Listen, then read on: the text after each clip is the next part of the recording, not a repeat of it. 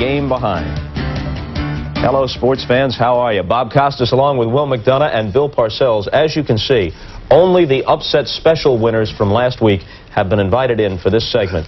So O.J., losing abysmally last week, will have to wait to join the festivities. O.J. could have completed the sweep last week, but as you see, this is what happens. So for the moment, he has other duties and is in exile. In a league that seems to thrive on parity, the Denver-Kansas City matchup is the only one of the 14 games this week that pairs two teams with winning records. For Bronco quarterback John Elway, as O.J. tosses the dustpan aside with great clatter, no team has consistently given Elway more problems than the Chiefs. A terrible ratio of 9 TD passes to 24 interceptions has us asking this question: what's the problem? I don't know. Throwing to the wrong guys. I don't know. I mean, I think by now I should have the answer, but I don't. Fortunately, I was able to play well there last year and play better there anyway. So hopefully that's got things to come. Another guy with bad numbers is Marty Schottenheimer. He blames Elway. I've not had a hell of a lot of success against him. But the nice thing about our business is that doesn't mean anything. That was then and this is now, and let's see how we do. When the two teams met 4 weeks ago in Denver, David Treadwell's 27-yard field goal with just over 2 minutes left provided the winning points in a 19-16 Bronco win. To be a division champion, I don't think you can lose to any opponent in your division twice during the season. We're starting to get into the playoff mode, and this is kind of a form of a playoff game. Well, to check in on the playoff-type atmosphere, let's go to Arrowhead Stadium in Kansas City, and we join Joel Myers and Dan Hampton. Joel, what's the latest? Well, Bob, the weather was a big story in Kansas City until about 3.5 hours ago. Ever since late Friday night, it has been raining, nonstop rain in the Kansas City area. In fact, yesterday the Chiefs didn't even take the field for their traditional walkthrough. The rain did stop, though. There's a chance for precipitation later in the day. Game time temperature at 54 degrees under cloudy skies. Hopefully the weather will not be a factor. Well, one Denver Bronco that is not figuring prominently in the game plan, he may not be a factor either, the 97-day holdout man, Bobby Humphrey. Well, it's not because Bobby Humphrey's in the doghouse. It's just because Gaston Green and Greg Lewis are playing so well, and it's just hard to find time for Humphreys right now. And unless something happens to those other two guys, I doubt we see Bobby much. Well, Bob, last Sunday, the Chiefs defensive unit gave up 430 yards of total offense to the Los Angeles Rams on the natural stuff, on the grass at the Big A. Dan, I think it's safe to say they're a completely different defensive unit, though, on their turf here at Arrowhead. Well, Marty Schottenheimer told us yesterday, hey, we've got a bunch of guys that can run on defense. Well, fast guys like to play on turf, and you're right. They are a completely different team. Guys like Derek Thomas, they're always flying around making things happen, so they'll play a lot better today. Bob, we are set for the showdown. Hopefully the rain will hold off the 7-3 Broncos and the 7-3 Chiefs. Okay, Joel and Dan, we'll check back with you shortly. Now, everyone knows, Bill, that John Elway is a great improvisational talent. On broken plays, ad-lib situations, he will burn you. But not every time he leaves the pocket is it an ad-lib situation. A lot of these things are by design. Take a look at the play that essentially won the game in Week 8 at Denver against Kansas City. The 71-yarder to Mark Jackson leads to the game-winning field goal. Look, the protection goes with him, and he squares up to throw. This is designed this way. Jackson makes the catch and a good run after the catch. Well, that's exactly right, Bob. You know, this play is a definite design play. They've been running it for 6 or 7 years. They ran it against us the other way in Super Bowl 21. Now, the standard wisdom is don't let him get out of the pocket on you. How do you feel about it? Well, I think there's another school of thought. If you can choreograph it so that you can force him out to one side or another, basically, I like to force him out to his right and then have a fast guy chasing him before he can get his shoulders to the line of scrimmage. It's another way to go at Elway. I've seen him make more big plays when he stepped up in the pocket and the hole open, either running or throwing deep. I'd like to push him out to the side. Kansas City's got Derek Thomas. He can chase him down. Okay, one of our other early games on NBC today has the Eagles at the Vet hosting the Bengals. Big game for Philly, 5-5, very much in contention for a wild card. Last week in Cleveland, Jim McMahon led the Eagles back from a 23-0 deficit to beat the Browns. This despite having an adverse reaction to a Novocaine shot in his throwing elbow that prevented him from even lifting his arm the day before the game. We're down 23-0 in the first quarter, and really hadn't played well on either side of the ball. And we just had to take it one at a time, you know, get the first touchdown and come back, get another one. And, you know, we weren't down on ourselves. We were down on ourselves for not making the plays early. But, you know, you got 3 quarters to play. You can't, you know, if you want to lie down, you don't belong in the league. Eagles were 3-5, salvaged the season perhaps by winning the Monday night game against the Giants, then with the comeback a week later against the Browns. Say what you want about McMahon for other reasons. He is tough. There was a little bit of humor in this episode here, Bob. I talked to his roommate, Ron Heller, the offensive tackle, and he said, day before the game, after the reaction, McMahon got his arm in a splint, and he looked over to Heller. He says, could you help me out? He says, sure. Jim, what do you want? He says, I can't tie my ponytail. Will you tie my ponytail for me? You know, it's good to have close friends. For the latest word on McMahon's condition, let's go live to Veterans Stadium. We bring in a guy who knows a thing or two about playing in pain, Joe Namath. Joe, what can you tell us?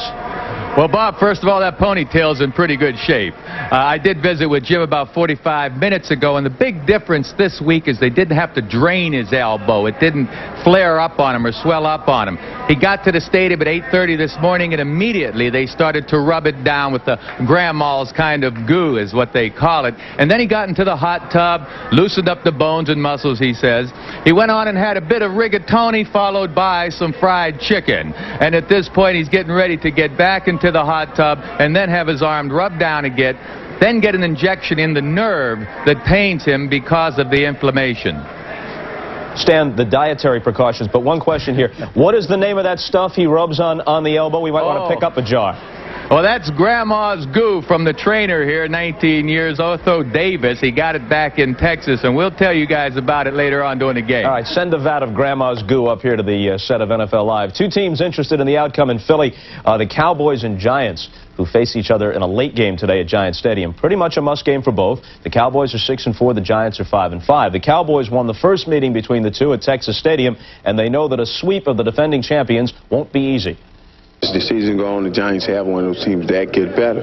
You know, as the season goes on, they're one of those November teams. And, man, you hate playing those guys in November. What everybody in the league's looking for is for a team to get hot, to get some momentum. I think even the teams that are at the top, they are concerned that they're going to lose some of that. They're going to be concerned that,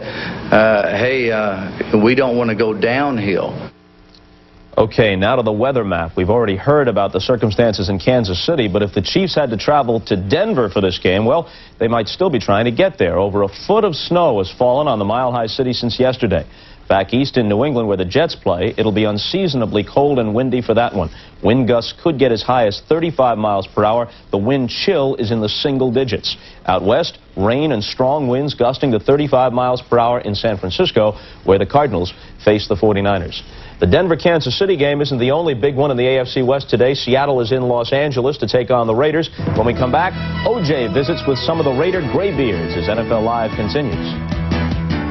NFL Live is brought to you by Subaru, it's what to drive. By Sharp Electronics Corporation. From sharp minds come sharp products. And by Castrol, engineered for today's smaller cars. A luxury car says a lot about its owner. Mine says I'm witty beyond belief. Mine says I'm more Europeanish. Mine says I'm the product of superior genes. A luxury car says I'm so successful I can go into debt. I'm much more handsome. Cosmopolitan. Another pathetic sheep following the herd. Says a lot. I'm irresistible. Powerful. Stylish. Sexy. Dynamic. The all-wheel drive Subaru Legacy. All it says is that you bought a great car and you can still pay your mortgage. You know, if you pay as much attention to your jump shot as you do trying to impress women, well, it's just this new shampoo. My hair comes out looking really good. Shampoo. Yeah, it's got a conditioner in it, right in the bottle. Talked about this before. What? Look, all the conditioner in the world doesn't mean a thing. I mean, it's your dandruff shows up. Ah, fear not, paranoid one. For the first time ever, the world's leading dandruff shampoo comes complete with full-body conditioners. Introducing Head & Shoulders 2-in-1, making all your first impressions all the more impressive. 1874, the first transatlantic cable connecting Ireland and America. It was made by Siemens. That was then. This is now. Today, Siemens makes telephone switches that handle 1 million calls in a single hour, carry voice, text, and data on a single phone line. And at 23 research sites in America, the people of Siemens are developing technologies to connect us all to the future. Siemens. Precision thinking. Personnel, please. 7th floor. Now, when life turns up the heat, there's Degree antiperspirant. Because it's body heat activated, Degree turns on extra protection when you really need it. Degree, your body heat turns it on. The temperature never drops below Xerex. That's very important to remember at a time like this, when it's very cold and you've got to get going. Ah, you did remember Xerex Antifreeze. The temperature never drops below Xerex.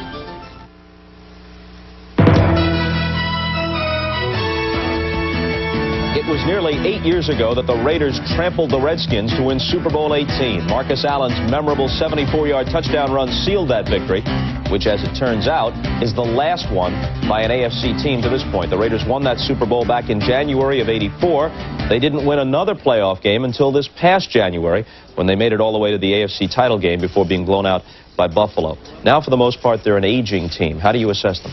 Well, you know, Howie Long said that when they beat Washington in that Super Bowl, that he and Marcus Allen figured there'd be plenty more in their future. After all, Howie was just 24 and Marcus was 23. Well, since then, things haven't quite worked out.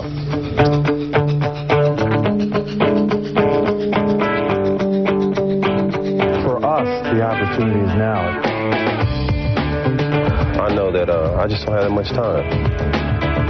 I'm not thinking about next year or the year after that.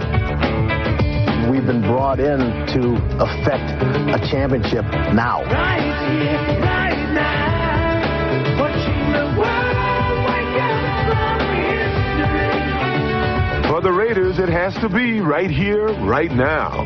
This is a defense that dominated the Redskins in Super Bowl 18, but that was almost a decade ago. Since then, the silver and black has really become the silver and gray. The Raiders' average age is the highest in the AFC, almost 3 years older than the youngest team, the Patriots. They brought you in here for now, not for the future. Do you have a sense that among the Raider players that if you guys are going back to the Super Bowl, it's got to happen now? There's a lot of guys aging on this team. That's true. I think that's the reason they brought us in here, is to try to make it happen now. And if we don't try to step up these next 5 or 6 games, the shot is going to be over, and it's probably as far as our career. I do agree that they brought Ronnie a lot in to be, you know, an impact player today and not tomorrow, you know. But I think we're all living in the here and now. We all want to play today and do the best we possibly can today. Every year, obviously, there's an urgency about getting there, but I think as you get a little older and you see that this team is and has become a tremendously veteran team, and you have the reality that perhaps it's you've only got a year or 2 left. Last year, you came 1 game from the Super Bowl. Is this an improved football team? Obviously, from a record standpoint, it's not. I think that the way we've won some of the games that we've won in recent weeks has catapulted us into a confidence kind of standpoint where the younger players believe that we can get it done regardless of what happens. 17-0 in Seattle at the half, to come back, the win in Denver. Treadwell is the kicker. This would be his longest of the season. If he hits it, it'll win the game if it's good. It's blocked. The Raiders win. For us, the opportunity is now. If it doesn't happen within the next year or 2, the opportunity for us, we might not see the Todd Marinovich leading the Raiders 4 years from now to the Super Bowl. For us, it is now. Well, the book is still out if this team is better than they were last year. You got to understand that 20 of the Raiders on their roster are 30 years of age or older, and it's been my experience that you really don't improve after the age of 30. Maybe at quarterback, Steve the Bird come to mind, and you did a pretty good job with Otis Anderson. Well, Otis adapted. He was an all-purpose runner. I think the years that I had him, he changed himself to an inside runner. But the point here, Bob, is I think the AFC is much tougher competition-wise for the Raiders this year. It's an improved Houston team within their own division. Denver and Kansas City, particularly Denver, way better than they were last year. If the Raiders don't win the AFC West, I don't think you'll see them in the championship game this year. I'm not sure how good they are, but you got to give them credit for what they've accomplished in the division on the road. They won at Seattle, which is always a tough place to win. They won with the block kicks last week at Denver, and they should have won that Monday night game at Kansas City. But that Kansas City was a big game because I think the big problem with this team is that they don't have enough confidence in their quarterback, Schrader. If Schrader cannot hurt them, he doesn't have to be great. He's just got to not hurt this team. Then they got a chance to go all the way. All right, we got to step aside here. Up next, Will McDonough rejoins us with news of a couple of big-name running backs, Eric Dickerson and Herschel Walker. That's his NFL Live continues.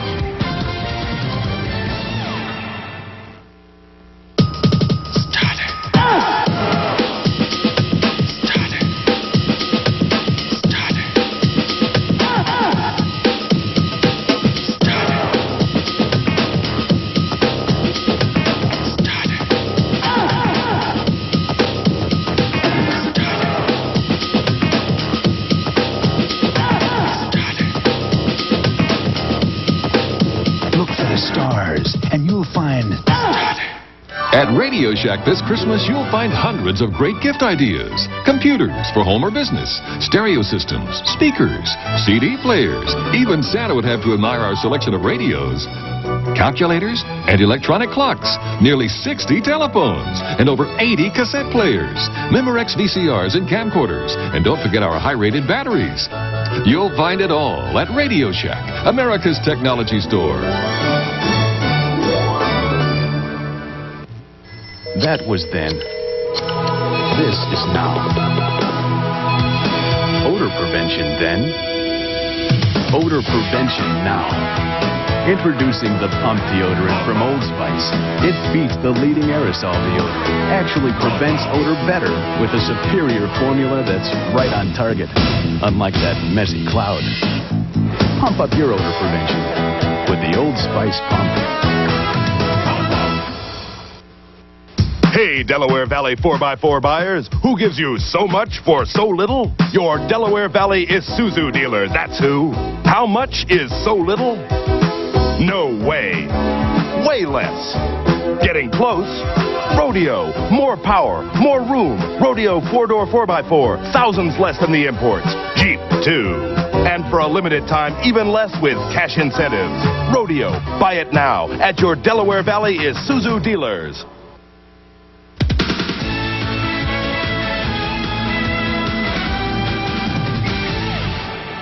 Okay, Parcells and McDonough are here. Now, this Eric Dickerson situation took a new twist this week. We knew the stakes were very high even a week ago. Then they go out to San Francisco, and before an arbitrator, they settle it. It turns out that Eric is going to lose $225,000, which is a big chunk. But he stood to lose $1.2 million, even more than the $500,000 we thought a week ago, because there was a clause in his contract which said not only could they fine him a certain number of games pay, but they could hit him with a $700,000 penalty if he was insubordinate during any period of the contract. So a lot was at stake here. But the most bizarre thing about this story, Bob, is he's not going to play today. He's not going to play next week, but he's going to be paid in full. So I said to General Manager Jimmy Irsay, how could you do that? I mean, if you're going to pay him, why not play him today? He said, no, there's got to be some kind of a punishment here, so we're going to sit him out. So they are still going to hit him, though, with a $225,000 penalty. That's right. Where does that come from?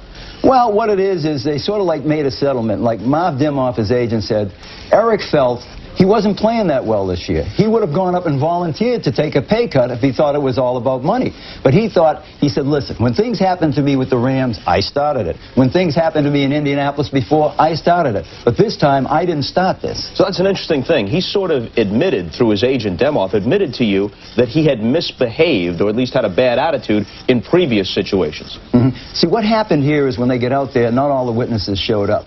So it was going to be put off until December 28th or 29th, but the team didn't want it hanging over their head. They said, let's resolve this thing right now. That's why they settled. All right, now what about the Herschel Walker situation in Minnesota? It seems like every year we hear he's out the door. Well, a year ago this time, the story came out just like it did yesterday. Herschel doesn't want to play for the Vikings anymore. When the season's over, he's not going to sign a new contract. I talked to Roger Hedrick, their general manager, out there yesterday. He said, same old story, Will. Herschel hasn't said that to us, but his agent has called up and protested about the way Herschel has not been used. All right, now let's suppose you put yourself in the position of a coach in the league. Here are guys with tremendous reputations, Dickerson and Walker. If either one were available, I guess Dickerson might be more immediately available if the price was right, how much can they help a team now? Well, I don't think that's the point, Bob. I think the point is this. Whenever you trade for a guy like this, as Minnesota and Indianapolis did, there are tremendous elements of risk involved. Number one, the number one risk, the guy doesn't really pan out. In this case, you'd have to say neither of these players have done what the franchise expected of them. Number two, the guys at their position who they come in to replace immediately resent them. And also you risk the whole team resenting them because of the disruption of the salary structure. So, you know, sometimes this star mentality like these guys have doesn't really foster the team concept. So you got to be careful when you do that. One more item here before we take our leave on this segment. Junior's coming out early. A large crop this year coming out for the draft? Well, it sort of relates to what he says. There's two franchises that gave away all their draft choices in their future to get draft choices now. And Bill knows, the word has been around the league this week that you get more juniors now than ever before coming out early, or they think they'll come out early. You know, you get some terrific-looking players. Again, this is all speculation right now, like Rick Myra of Notre Dame and Desmond Howard of Michigan and guys like that. But again, it's not a certainty, and you know about it because you've been talking to I was with Ron Wolf, the personnel director of the Jets, yesterday, and Ron said that the junior draft is going to be heavy this year. All right, time for us to get out of here for a moment. We're going to think about our upset special selections, and when we come back, we will lay those prognostications upon you. Inside your smooth-running engine is a torture chamber. And under these grueling conditions, only one leading motor oil in every grade meets the world's toughest requirements for viscosity breakdown. Castrol. Castrol provides maximum protection against viscosity and thermal breakdown. So use Castrol. Why make things tougher on your engine? Castrol GTX, engineered for today's smaller cars. Now, get a free officially licensed NFL team hat when you buy a case of Castrol GTX. If you could be the executive producer, would you choose this event or this event? With the Olympics Triplecast, you'll get 24-hour coverage for 15 days on 3 cable channels. So now for the '92 Barcelona Olympics, you can choose your event. Call 1-800-OLYMPIC. The Olympics Triplecast, a whole new way to see the games. VHS camcorders just got into shape. The Sharp Slim Cam, the world's smallest, lightest full-size VHS camcorder. Big camcorder features like 12:1 zoom and tapes that fit your VCR. Sharp Slim Cam, the great new shape in camcorders. For the battery that performs 3 times better than industry standards, you've got to get to Sears. Oh dear, if you don't have a Die Hard, you don't have a prayer. Sears Die Hard, more power when you need it most. Who's going to back it better than Sears? Personnel, please. 7th floor. Now, when life turns up the heat, there's Degree antiperspirant. Because it's body heat activated, Degree turns on extra protection when you really need it. Degree, your body heat turns it on. The Fresh Prince and Carlton are out to trap a burglar with the help of Special Crime Stopper Zsa. I hit him and he deserved it. All new Fresh Prince of Bel-Air on NBC Monday. All right, now, quiet down. We're back on the air. You can have your say in just a moment. Injury update. New Orleans and San Diego, Bobby Hebert, sprained shoulder, bruised rotator cuff, inactive. Chicago at Indianapolis, Neil Anderson, pulled hamstring, inactive. Green Bay at home to Minnesota, Don Mikowski with the left hamstring out. Mike Tomczak will start despite the flu. Now, by way of review, last week was the first time that as many as 3 of us clowns picked correctly in the upset specials, so a new leader of the pack has emerged, but Bill and O.J. are hot on the trail despite the fact that O.J. was the only one who missed last week. On to Will McDonough. Well, I'm glad I'm lead off today, Bob, because Juice has been stealing all my picks this year, and he wants San Diego, but I have them today. So you're taking San the Chargers Diego against the Saints. That's right. Bill. Well, the team that let the Juice down last week were the Rams. I'm taking them against the Lions. But what I need to know, Bob, are you brave enough to pick the Colts again? Sure, I'm brave enough, but there's a bigger underdog on the board. Go ahead. As much as I like San Diego, like Will, he only has 2 wins. I'm gonna go with John Elway and the Denver Broncos. You go with Denver at Kansas City. It would be brave to pick Indy back-to-back after they beat the Jets last week, as I picked them. Could pick them today against the Bears. But the biggest underdog on the board, 2-touchdown dog at Houston, the Cleveland Browns, with the good defense. They've been in almost every game. I picked the Browns over the Oilers. See you at halftime. Making a sports card seems mandatory to mention how fast it can go. Instead, why not mention the things you shouldn't mention about a sports car? A strong weld, over 24 safety features, all-wheel drive, engineering that endures. Still, if it's speed you want, we promise. With the Subaru SVX, you'll easily be able to go as fast as the law allows. Subaru, what to drive.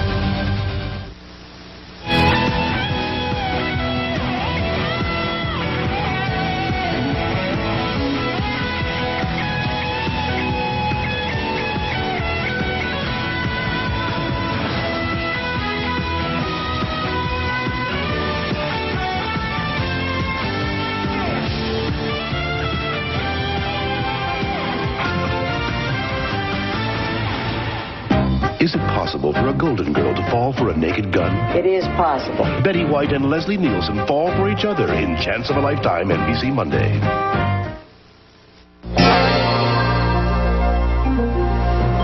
Our seal of confidence. Our commitment to you.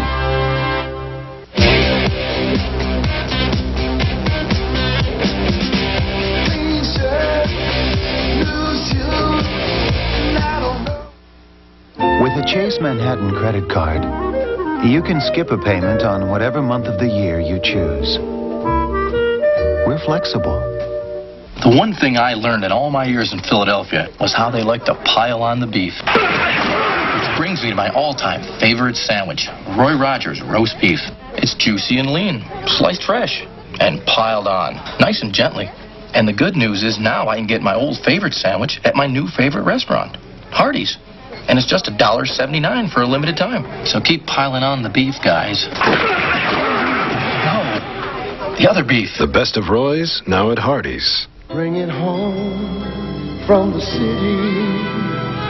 At Circuit City, your satisfaction is always guaranteed.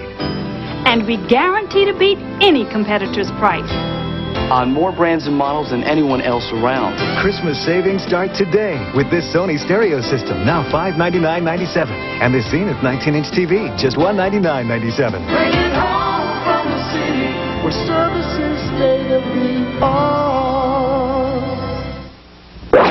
Steve Dunleavy takes you on the set with the people of porn.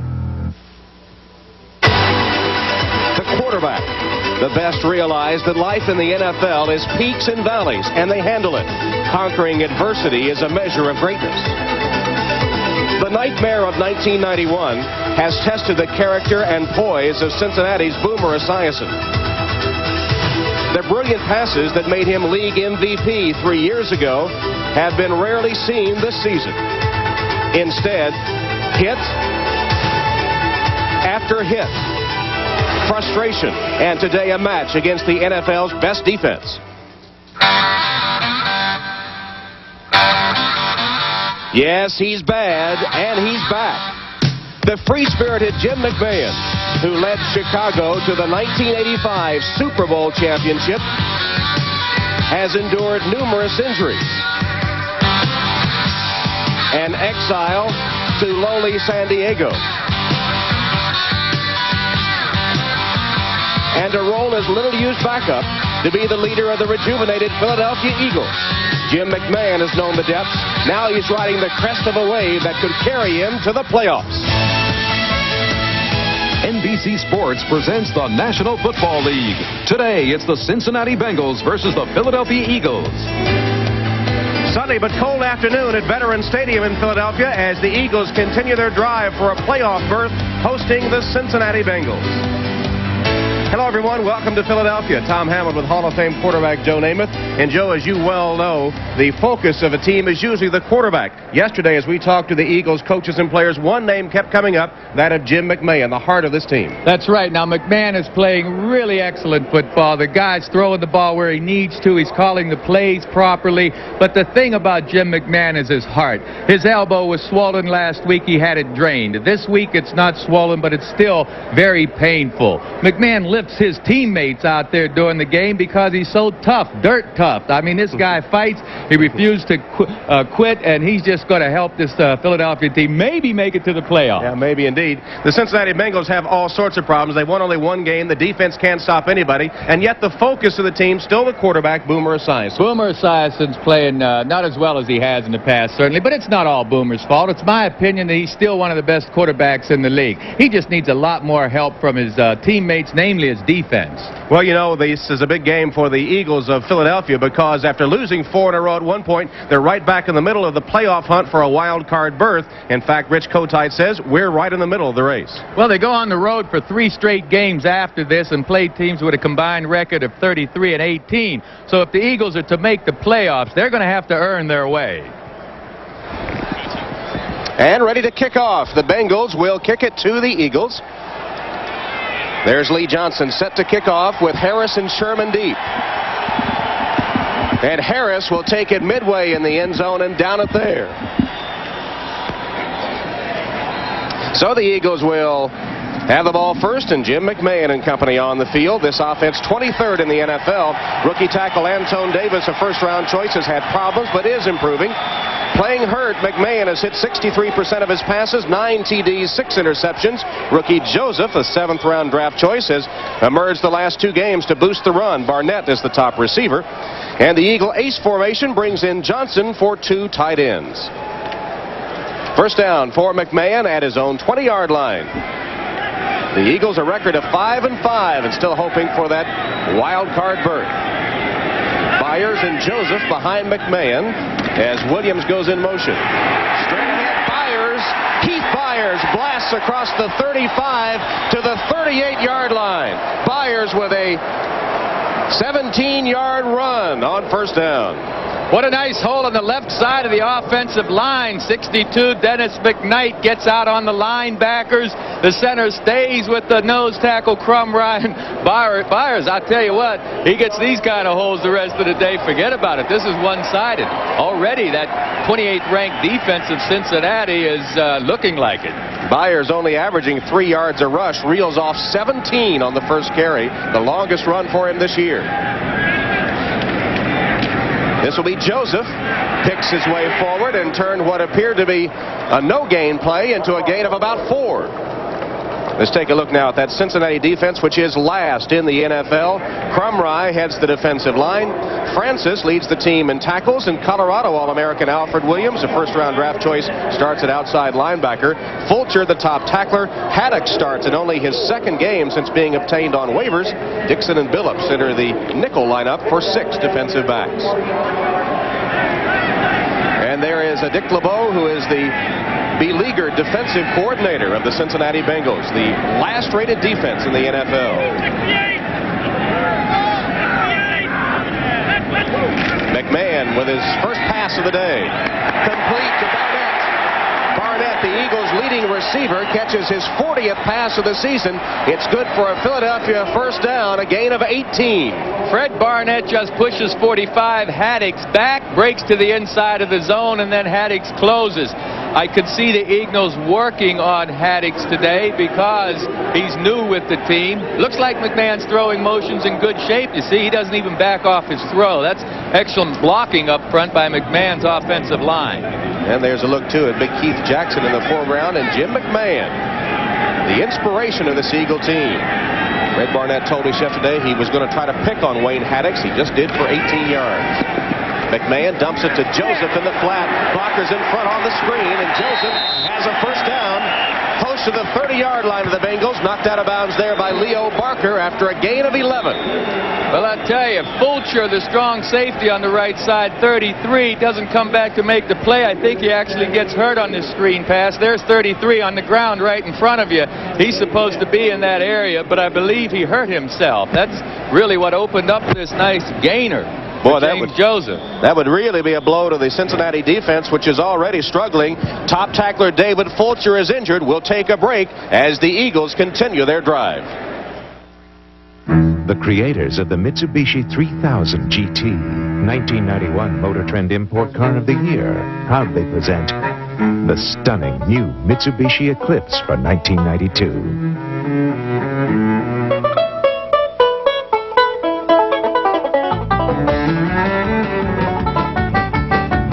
Because nothing livens up a family like a little sibling rivalry. The Eclipse from Mitsubishi. The word is getting around. Wouldn't it be great if your blind date Rachel turned out to be Rachel Hunter, the international model, and you had a romantic dinner at the beach with beer, really great beer, like Keystone Light, and things went really well. So you had Rachel build you a beach house, because it turned out that Rachel was a great little homemaker. Cold-filtered Keystone and Keystone Light. Bottle beer tastes in a can. So what's left to do? Gonna shingle in the roof. I'll do that in the morning. Wouldn't that be great? Ironically, as camcorders get smaller and lighter, they become harder to hold steady. And when your hand shakes, so does the picture. That's why this Panasonic Palmcorder camcorder has digital image stabilization. It can hold the picture steady even when your hand shakes this much. And unlike the other compact camcorder format, the Panasonic Palm Quarter is VHS. So its tapes can play in your VHS recorder and the millions of others out there. The VHS Palm Quarter from Panasonic. Now at Little Caesars, Cheeser Cheeser.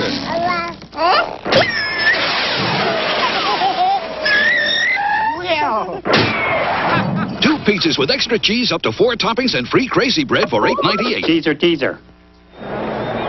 David Fulcher, number 33, sitting on the bench there after walking off the field. Apparently just twisted his ankle or knee without being hit. He's replaced by Ricky Dixon. Ace formation here for the Eagles. 2 tight ends, Jackson and Johnson. First down play. Hand to Joseph. Joseph to the 25-yard line. Gain of about 5 yards for the rookie from Auburn, who has emerged the last 2 games to lead the ground attack. Leo Barker makes the hit for Cincinnati. Right now, these Eagles are doing exactly what they've set out to do. Rich Kotite, the head coach, said, we want to get this team down early. Give them a chance to maybe quit if that's in them. He doesn't believe they're quitters, but give them a chance anyway. And right now, this first Eagle drive is kind of setting the tone that Rich Kotite once said. Mixing run and pass. The Eagles have driven all the way inside the 25 of the Bengals. Again, the ace 2 tight end formation. And to Joseph. Hit at the line of scrimmage, maybe gained a yard as Alonzo Mitz met him shortly after he took the handoff. Alonzo Mitz, in his 5th year out of Florida, signed as a free agent by the Cincinnati Bengals this season, starting his 7th game today after coming to Cincinnati in week 2 of the season. Well, Alonzo would like to play more. You see him leaving the field right now. Alonzo feels that he's an every down player, and he'd like the opportunity to get out on the field more and rush the passer. He knows these Bengals have only sacked opposing quarterbacks 10 times, and he feels like he could contribute in that aspect. 3rd and 5, nickel defense for the Bengals. 3 wides for the Eagles. Barnett, Williams, and Green. Barnett wide left. McMahon pumps once, delivers for the end zone. Keith Jackson was wide open in the pass. Just a little bit too long and perhaps to the wrong side. Oh, Keith Jackson put a post move down, then broke to the corner and just left the safety, Barty Bussey. And oh my goodness, what a move that was. Beautiful move, just an overthrow that time. Cincinnati's fortunate. So McMahon overthrows on a potential touchdown, and Ruzek is on to attempt a field goal. Feagles will hold. Ruzek has hit 18 of 21 this year. His longest has been 48. This one will be 42 yards.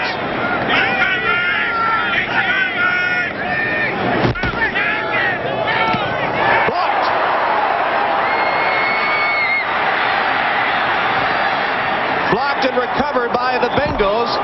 Feagles finally makes the tackle on Mitchell Price, who blocked the field goal and picked it up on the fly. Price with a big play for the Bengal defense. Excellent surge by these Bengals, and coming off the corner appeared to be Eric Thomas making the block, and now it's recovered. We'll be back right after these messages, folks. There's a big sense of pride in owning a company. I think customers have noticed the change in the company and the change in us. We've got this 24-hour hotline in case something happens while you're out on the road. If you're in a hurry, we've added extra buses, get you in and out fast. We want to make sure that our customers see that we can provide them with the type of service that they expect and deserve. We love to make people happy. That's a part of our business. Keep you coming back. We want to see them back at our counter again, many times. So why rent from anyone but an owner? They want you. You at the meeting. You at the client dinner. You in 2 places at once. So you can't be held back by some preset limit on a bank card. Not you. What you need is something that's behind you. All the way. The card. The American Express card. Don't leave home without it. It's not a wagon, not a van, but whatever you're dragging, Expo can. Introducing Mitsubishi Expo and Expo LRV. Got some stuff with a lot of people? Expo seats are 7 deep. Well, got some people with a lot of stuff? LRV is more than enough. Not too big, not too small. Available with all-wheel drive, they'll haul you every day or on a getaway. Expo and Expo LRV. We call them sport wagons, but they're whatever you want them to be. Mitsubishi, the word is getting around. NBC Sports coverage of the National Football League is brought to you by Starter. Look for the stars and you'll find Starter. By Coors Light, the Silver Bullet is the right beer now. By Old Spice Fragrance and Aftershave. Cool, crisp, and unmistakably masculine. Old Spice. And by Mitsubishi, bringing you a full line of award-winning automobiles. Mitsubishi, the word is getting around.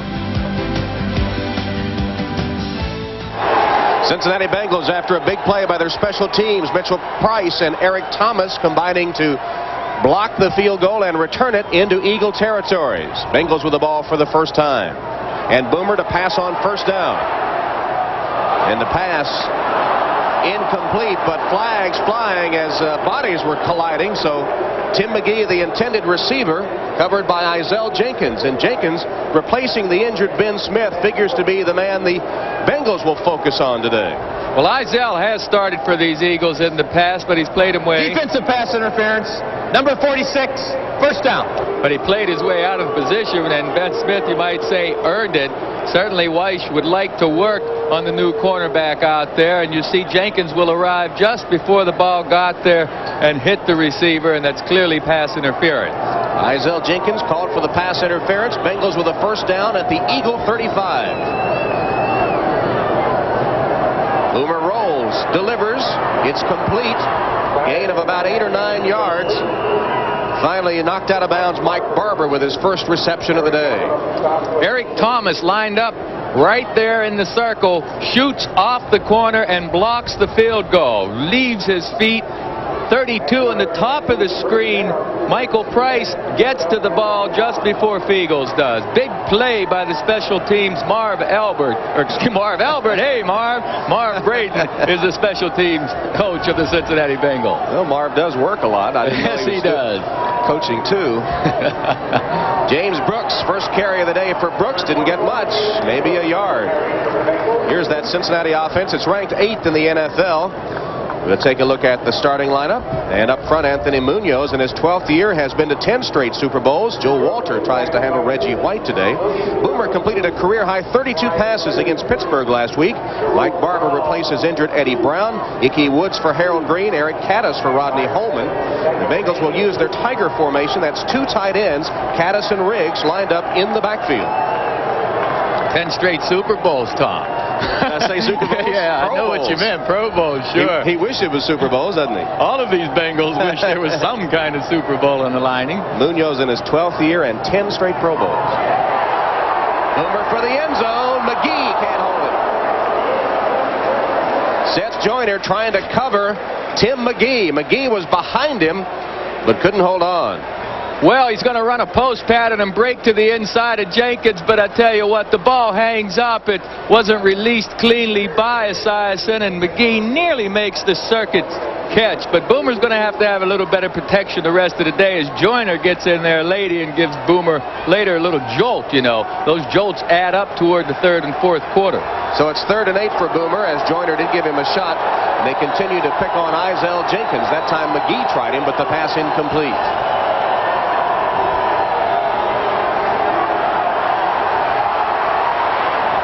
Boomer dumps it complete. McGee to the 10. Tackled there by Wes Hopkins, but it's a Bengal first down after a gain of 13.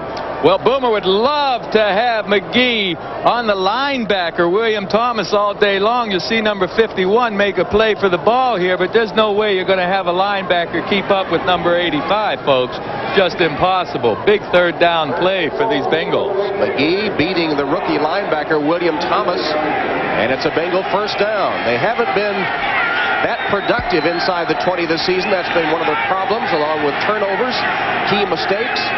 Try to take an early lead here, though, on the Eagles. Brooks. James Brooks to the 4-yard line. Straight ahead behind that big offensive line. The tackles Walter and Munoz, and Eric Caddis, the tight end, with a good block there. That Philadelphia defense is best in the NFL. And can you name a better defensive line? Pro Bowlers White and Brown are great. Simmons has 9 sacks. That's second in the NFL. Joyner having a fine year. In the secondary, Waters leads the team in tackles. Allen, a former Pro Bowl player. Jenkins replaces the injured Ben Smith. And Philly nickel with 6 defensive backs. Incomplete on that pass for the end zone. Mike Barber. And there is a penalty marker down. But this is one of the reasons the Bengals have struggled. It appeared to me Boomer Esiason delivered that ball perfectly that time under some heavy pressure, and Barber just didn't hold on to it. Looks like it's going to go against these Eagles, Tom, which would be a big penalty for Cincinnati. Illegal hands to the face. Number 20 defense. First down. Well, Andre Waters, Rich Kotite's starting strong safety, has drawn a lot of criticism sometimes for his penalties and his over-aggressive play. That was a big infraction there. Hands to the face, and the Bengals have it now first and goal from the Eagle 2-yard line. Again, the Bengals have Caddis lined up in the backfield as a lead blocker, folks. That's a tight end lined up back there. That's the Tiger formation for the Bengals with a tight end in the backfield.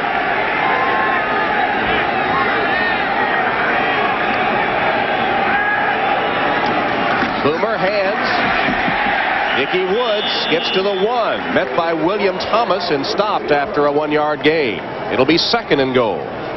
This is a new bit of a wrinkle for the Bengals. There's Eric Caddis, number 84, leading the way for Ickey Woods. He takes his man out nicely.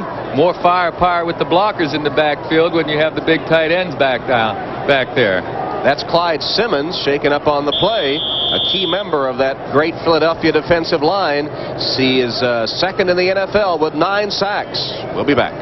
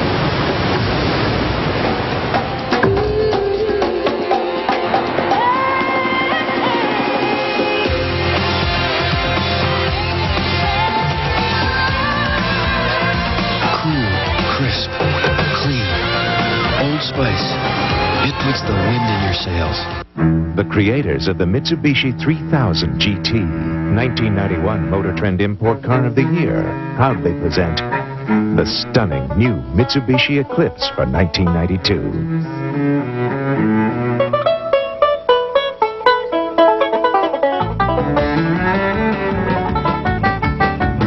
Because nothing livens up a family like a little sibling rivalry. The Eclipse from Mitsubishi. The word is getting around. When the team leader puts you in charge for the first time, that's when you find out how good you really are.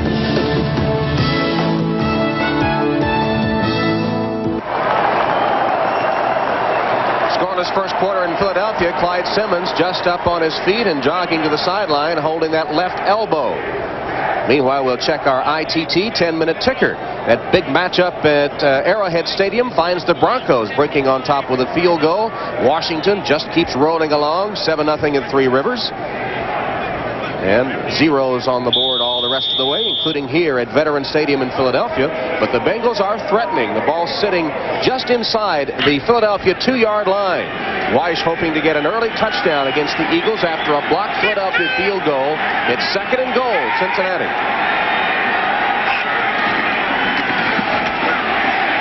Again, Ickey Woods is stopped short of the goal line. This time the linebackers, Byron Evans and Jesse Small, combined to stack it up at the line of scrimmage. Well, I don't know what the offense of the Bengals is trying to prove here. We already know that this Philadelphia Eagle defense is awful stingy on the run. I guess that Bengals still feel that their offensive line can get the kind of surge they need for that short yardage, but the Eagles will hear none of it. And Sam Weiss is certainly, I would have to think he's going to the air here. Well, in fact, he told us yesterday they expected to pass a lot in the goal line situation because the Eagle defense was so tough. Busted play, and again they're stopped. Mike Dingle collided with Boomer Esiason on the handoff, and that play never had a chance. And a little surprised, Joe, that they went to the rookie Dingle in a crucial third down run. I know. That's an old play called P36 that Weeb Eubank and famous coach of the Jets and Colts used to use, and Sam looks like he's going to go for it on fourth down. It'll be 4th and goal, Cincinnati. 3 rushes have netted them about 1 yard. They're going to go for it on fourth down inside the Eagle 1. Woods, the lone setback.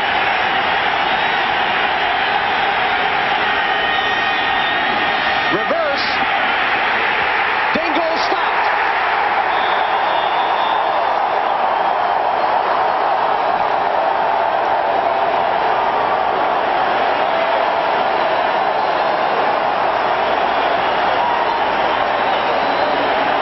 Byron Evans made the first hit on Dingle. Well, they're trying to play this Philadelphia Eagle pursuit, but Evans stays at home here on the right side and makes the play. You also see 51, William Thomas at home. A disciplined Eagle defense. And that really has to be deflating for Sam Weiss and his Bengals after they blocked the Eagle field goal. Good field position, drive down to the 2 of the Eagles. 4 straight runs, failed to punch it in. And Bud Carson's Philadelphia defense living up to its reputation, stopping the Bengals in the shadow of their own goal line. Reckless but disciplined defense. Now the Eagles, still backed up deep in their own territory, will try to run it out with Joseph. He's across the 5, falls forward to the 7-yard line, tripped up by Alonzo Mitz. We'll take another look at that fourth down play. Once again, the Bengals were trying to take advantage of the Eagle defensive flow, and they faked a little reverse, brought the ball carrier around, but the Eagles all stayed at home. Now watch how the green jerseys will mostly flow to the left of your screen, but over here on the right side, number 56, Byron Evans, stayed right at home. Joiners out there. That's what I call a disciplined defense. 2nd down for the Eagles, 2nd and 5.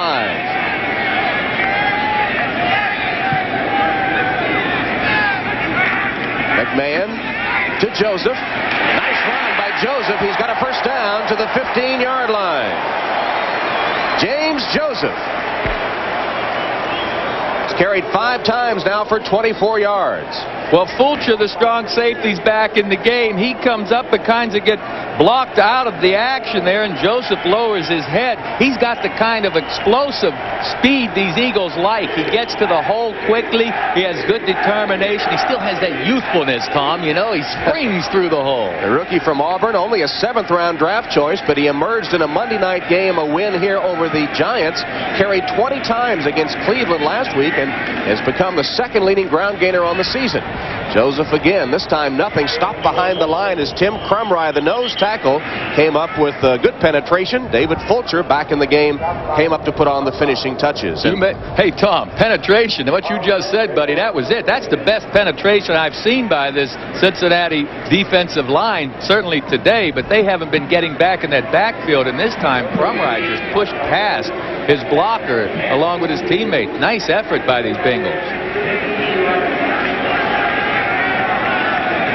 2nd and 10 for the Eagles. Scoreless first quarter, 3:36 remaining. That's Byers in motion, and McMahon will pass. Almost intercepted. James Francis had a hand on it, couldn't hold it.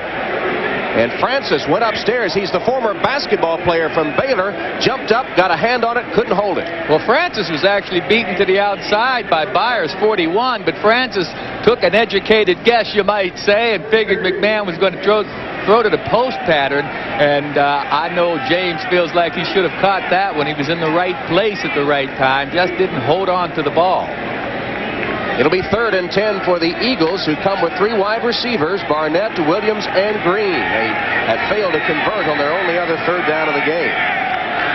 McMahon's hit 2 of his first 4 passes. Jackson in motion. Tipped and incomplete. Again, Haddix had a chance to make the interception, couldn't come up with it as the ball was tipped at the line of scrimmage by Tim Crumry and Daniel Stubbs, who were putting the rush on McMahon. That's the kind of thing Sam Weiss says he needs, some pressure on the quarterback. They don't have, talking about the Bengals, they don't have that dominant kind of defensive player you want out there, but they got good pressure from Crumry that time, and also number 67 Stubbs. Nice defensive series for the Bengals. So Fiegels will punt from his own goal line. Mike Barber, the deep man for the Bengals, gathers it in at the 38. Barber picks his way forward. There's a penalty marker down, and Kenny Jackson makes the tackle on special teams for the Eagles. After a 7-yard return, the punt covered 47. We'll check the infraction.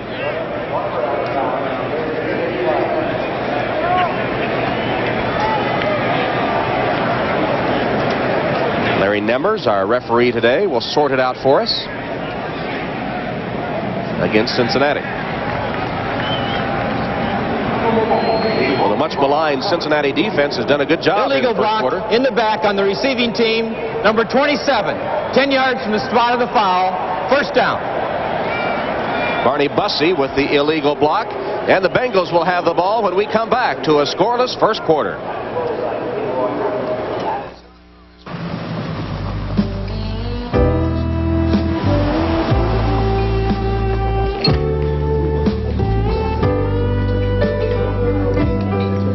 Took all day. But they finally came up with one very big idea. What do you bet they printed on a laser jet from Hewlett-Packard?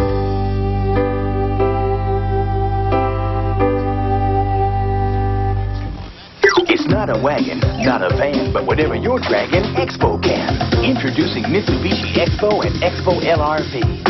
Got some stuff with a lot of people? Expo seats some 7 deep. Well, got some people with a lot of stuff? LRV is more than enough. Not too big, not too small. Available with all-wheel drive, they'll haul you every day or on a getaway. Expo and Expo LRV. We call them sport wagons, but they're whatever you want them to be. Mitsubishi, the word is getting around. He's back. This time we get him. STP gas treatment. Cleans intake valves and fuel injectors to help engines run better. STP, the edge. Back when all anyone could talk about was how fast cars could go, Liberty Mutual was thinking about how safe cars could be. So we began research on the safety belt, airbag, and anti-lock brakes. There were 2 persons injured and 1 killed. The dead was James Byron Dean. Because even back then, we understood the costs involved. Tom Hammond and Joe Namath from Veterans Stadium in Philadelphia, where the Eagles and Bengals are scoreless. Just over 3 minutes remaining in the first quarter of play. Cincinnati with a 1st down. Ball on their own 33-yard line.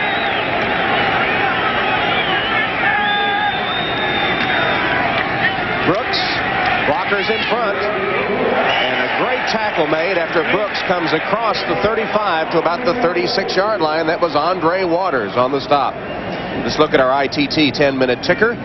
Denver still with a 3-0 lead. Gerald Riggs' touchdown run has the unbeaten Redskins in front. Jeff George to Jesse Hester. The Colts lead the Bears. Green Bay in front, and the Jets break on top of the Patriots. And here at Veterans Stadium, 0-0. Cincinnati now with a 2nd and 6.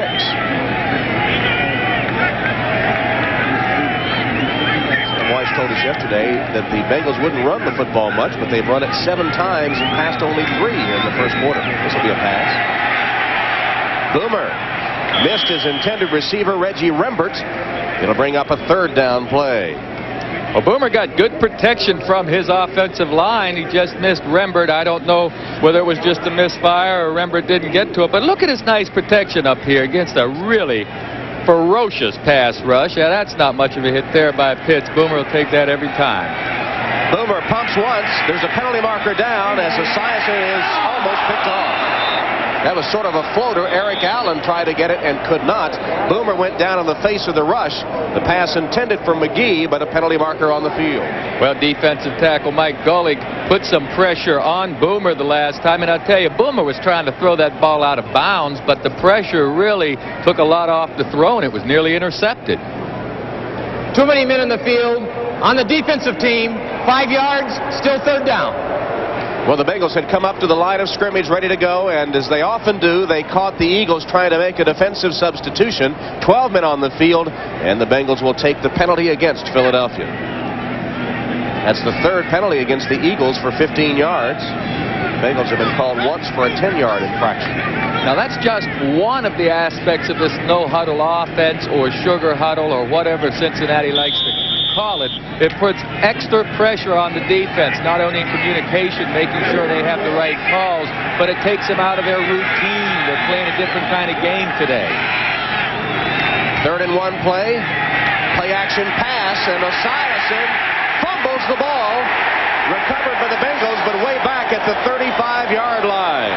Ickey Woods was able to catch the ball as it popped loose from Boomer. But Esiason felt all sorts of pressure that time. Yes, from Pitts this time. Mike Pitts, that's the thing that makes his team tough. And I think Boomer's trying to get this ball over here to Ickey Woods. You see, it's a little lateral, not really a pass.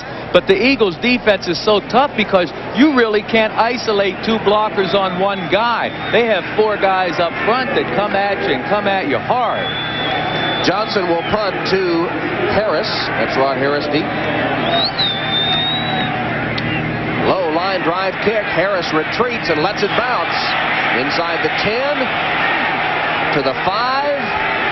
And it'll stop rolling there. Great kick by Lee Johnson, who has backed the Philadelphia Eagles up. That's a 60-yard punt dead at the Eagle 5-yard line. James Lynn first down field to kill it for the Bengals, and Jim McMahon will lead that Philadelphia offense again. It's been a revolving door for the Eagles at quarterback this season. In fact, in their first 8 games, they had 5 different quarterbacks. Randall Cunningham, the starter, injured in the first game, replaced by McMahon.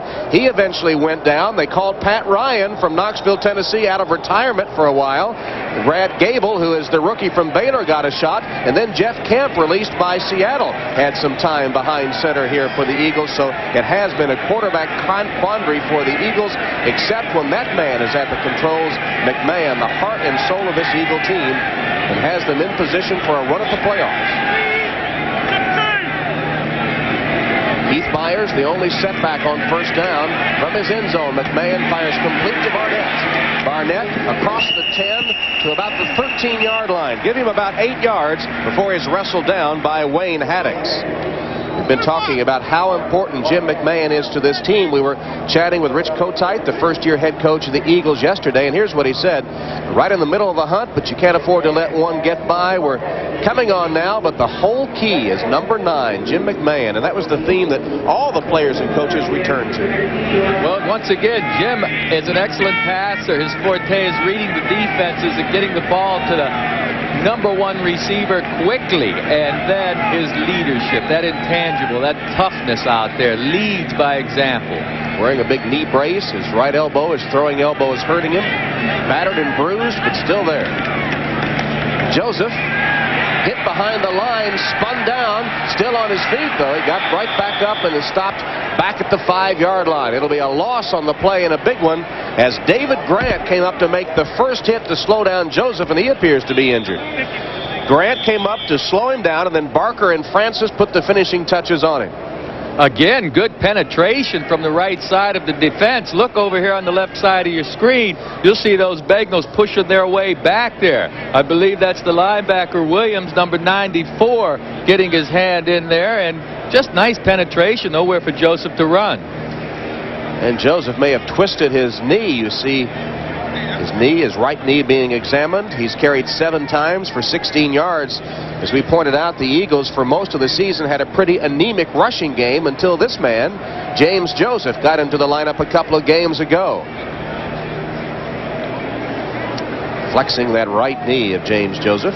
And gives us a chance to remind you that next Sunday we'll have an exciting NFL doubleheader for you here on NBC. It starts at 12:30 Eastern Time with NFL Live. And many of you will see one of these 2 games with playoff implications, Kansas City at Cleveland or Houston at Pittsburgh. Then the second half of the doubleheader, the Miami Dolphins against the Chicago Bears. Remember a few years ago when Chicago came down unbeaten and the Dolphins knocked them from the ranks of the unbeaten. There'll also be on the NFL Live show next Sunday a profile of Mike Ditka, the controversial coach of the Bears. It's all starting at 12:30 Eastern Time next week here on NBC. Here is James Joseph, who was a tailback and a fullback at Auburn. Gained over 2,200 yards for the Auburn Tigers, 6th all time. Well, let's take a look, folks, see if you can tell where his knees or his legs get twisted up here. You can see him fighting, trying to stay on his feet to get more yardage, but he's going in the wrong direction. And then here he just simply lands on his knees. He lands on his right knee. It looks like it might be bruised or so to me. It didn't look like he got it twisted. It's not that the kind of injury, I don't believe. Just one of those bruises. He seems to be walking fine, Tom. Here's, again, a close-up of that right knee. Maybe hyperextended. I don't know what happened, but it doesn't appear to be too serious because Joseph is walking from the field. And the loss of Joseph, though, will deal a severe blow to the rushing attack of the Eagles. The trainer on the right there is Arthur Davis, who's been here 19 years, and it's his grandma's goo that he made up, Tom, that he rubs on Jim McMahon's arm to help get it ready. And we'll talk about that goo a little later on, folks. But 5 times that man right there in the sunglasses was Trainer of the Year here in the NFL. He's just an outstanding trainer. First quarter has come to an end at Veterans Stadium in Philadelphia with the Eagles and Bengals scoreless. This Heisman Trophy moment is brought to you by AT&T, the right choice. Stanford's Jim Plunkett was a man of his word. Plunkett and some teammates made good on their pact to beat USC and also win the 1970 Rose Bowl. Along the way, Plunkett smashed the NCAA career mark for total offense. Plunkett's Heisman Trophy moment proved extra special as he was the first winner to actually be present when the announcement was made. I've made up my mind. I'm going to do it. Why shouldn't I? I'm the one who has to look at myself in the mirror every morning.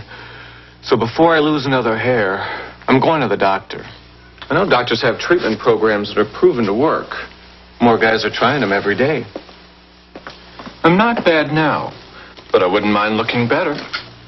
Your doctor can really do something about hair loss. So see your doctor or call this toll-free number. One day, a few thousand birds decide they don't like people. Really don't like people. The people try to fight back. But eventually, the birds win. The difference between watching a movie on an ordinary television and watching it on a Mitsubishi home theater system is the difference between hearing about it and being there.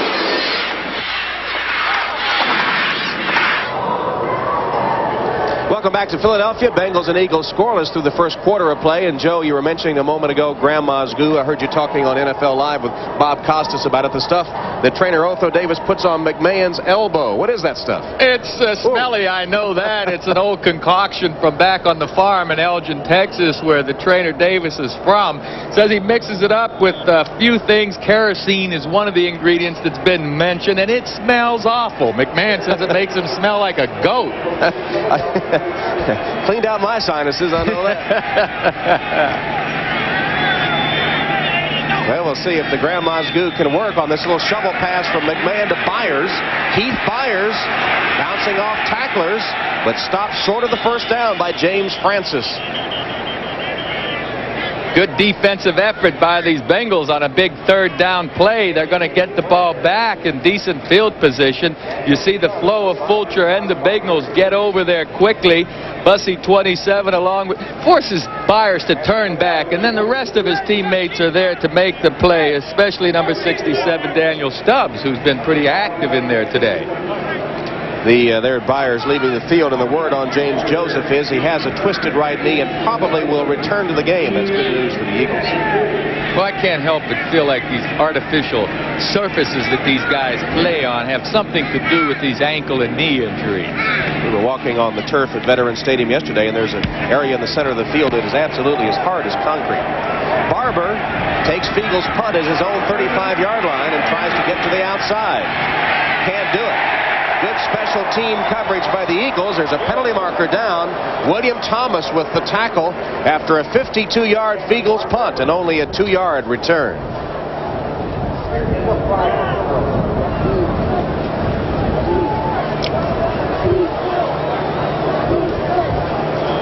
This one will go against the Eagles. That'll nullify that 52-yard punt. Face mask on the tackle, 15 yards from the spot of the foul. Number 51, kicking team. So subtract 15 yards from that 52-yard punt, a flagrant face mask violation. Well, William Thomas, 51, right there in the middle of the screen, gets hold of the face mask, and I promise you folks, they're not aiming to grab it, but the problem here is he doesn't let go of it. You're supposed to try and get your hand out of that area as quickly as possible, but Thomas, you know, your fingers get caught in that face mask, and the runner's going in one direction, you can't get your hand out of there. This was one of the big penalties for the face mask, 15 biggies. Couldn't tell if it was Thomas or maybe Maurice Johnson, but it is a 15-yard mark-off against the Eagles. And the Bengals, again, with excellent field position at their own 48. Brooks to the outside, into Eagle territory, give him 8 yards before he is bumped out of bounds by the free safety, Wes Hopkins. Sam Weiss and the Bengals have struggled typically in the second quarter of games. See, they've only scored 30 points, and their opponents have put up 118 in the second period this season. Cincinnati and the Eagles scoreless in the second quarter. 13:42 left. Brooks has carried 4 times for 20 yards for Cincinnati.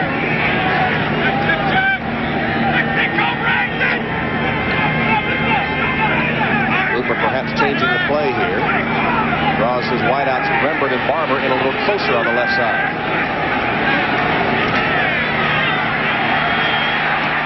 Pass knocked down. Good defense by Eric Allen, the quarterback who was covering Reggie Rembert. Allen got a hand in there to knock the pass to the turf. Called one of the best cornerbacks in the league. Allen, number 21, stays with Rembert all the way. You see, Rembert's not really burning across that field. Of course, he's waiting on the football, but you got to give credit right there to Eric Allen, who is, as I mentioned, one of the best corners in the league. And there goes that no-huddle offense again. They got another quick play off, and it looks like they snuck through for the first down. That no-huddle offense didn't afford the Eagles a chance to get in their short yardage defense. And it did indeed result in a Bengal first down. They go quickly. They needed only about 1.5 yards. They get it. And it keeps the drive alive. And once again, Cincinnati right at the line and ready to go as Boomer looks over the Eagle defense. Now with a first down play from the 41 of Philadelphia. Brooks back to Boomer. Here's the flea flicker. Esiason downfield. Incomplete. Lynn James was streaking downfield behind Eric Allen, but the pass hung up just a little bit, allowing Allen to recover, and he was able to break it up. A beautifully devised play here by the Bengals and Sam Weiss. Watch the faking that Brooks does here before he laterals the ball. Now Boomer will get it out there. What wind there is today is coming out of that direction, and I don't know whether the ball was held up that much or not, or whether Lynn James just didn't hold on to it, but I would give credit to number 21, Eric Allen, for a fine recovery. He really closed the gap on James, and the collision knocked the ball loose at 2nd and 10. Boomer Boomers pass complete to McGee. McGee with a first down inside the 30 of the Philadelphia Eagles, down to about the 27-yard line. Tim McGee with another reception from Boomer. Look at us blocking up front. Watch this offensive line at work. Boomer stands in there. He doesn't give ground. Look at this blocking. I mean, it's beautiful. The Bengals can afford Boomer this kind of time. Forget it. He's going to complete passes. Looks like Kosar as he sidearmed that last one. This one to Caddis, and Caddis has a first down to the 15 of the Eagles, where he's hit by Wes Hopkins. You know, Joe, Rich Kotite told us yesterday his biggest fear was that the Eagles might be a little flat, playing a team that had only won once after emotional wins against their big rival, the Giants, and then in a come-from-behind effort down 23-0 before winning at Cleveland last week. And you think the Eagles are a bit flat? Well, talking with Seth Joyner and Reggie White and those guys, they say, no, we're going to be up for this. But you really can't get yourself up for a team that's won only one game. Not the way you need to get out. Play action pass. Esiason to Brooks. Touchdown.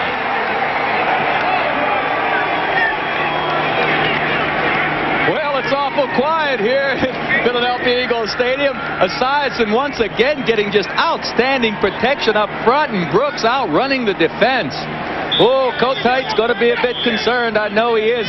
Look at his little play-action face. Now look at this offensive line. 64, Bruce Kazerski comes across with a nice block, and Brooks simply outruns John Booty. Let's check out Boomer's reaction. Does he know he has something good? Let's see. Okay, sure, touchdown. We have an injured player, so we'll take a break before the point-after attempt. Boomer has the Bengals in front.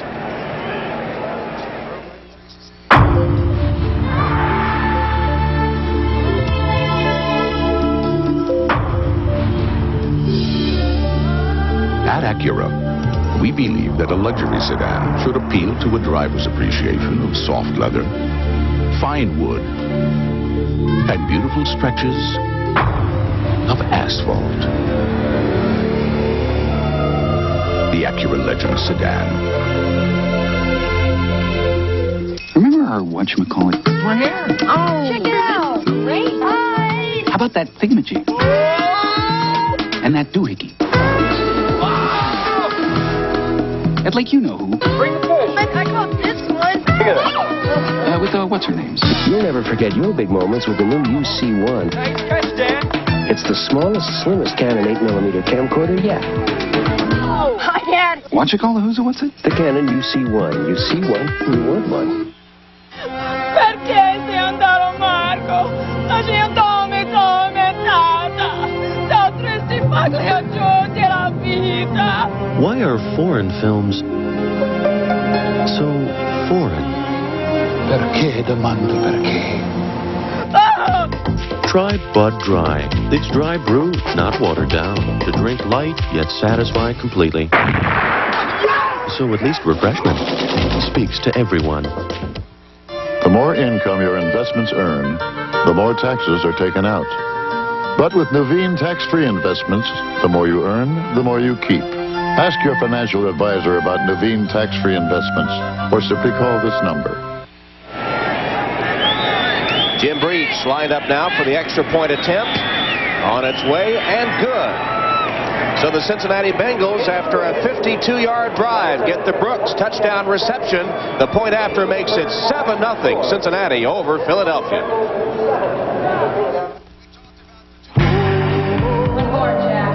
Most guys kick back on the weekend. Jack, on the other hand, good. So, how do you feel? Ready to rock and roll.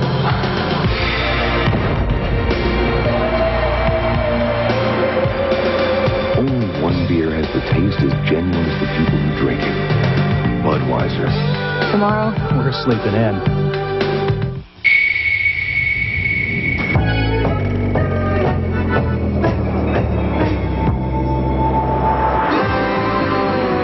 It's a fast-paced, get-in, get-out, gotta-go world we live in.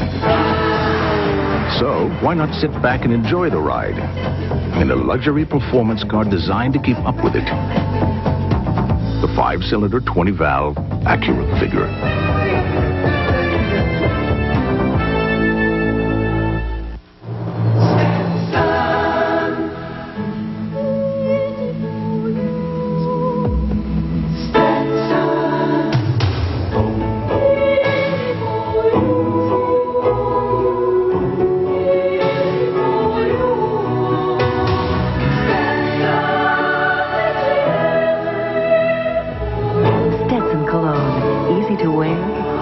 resist.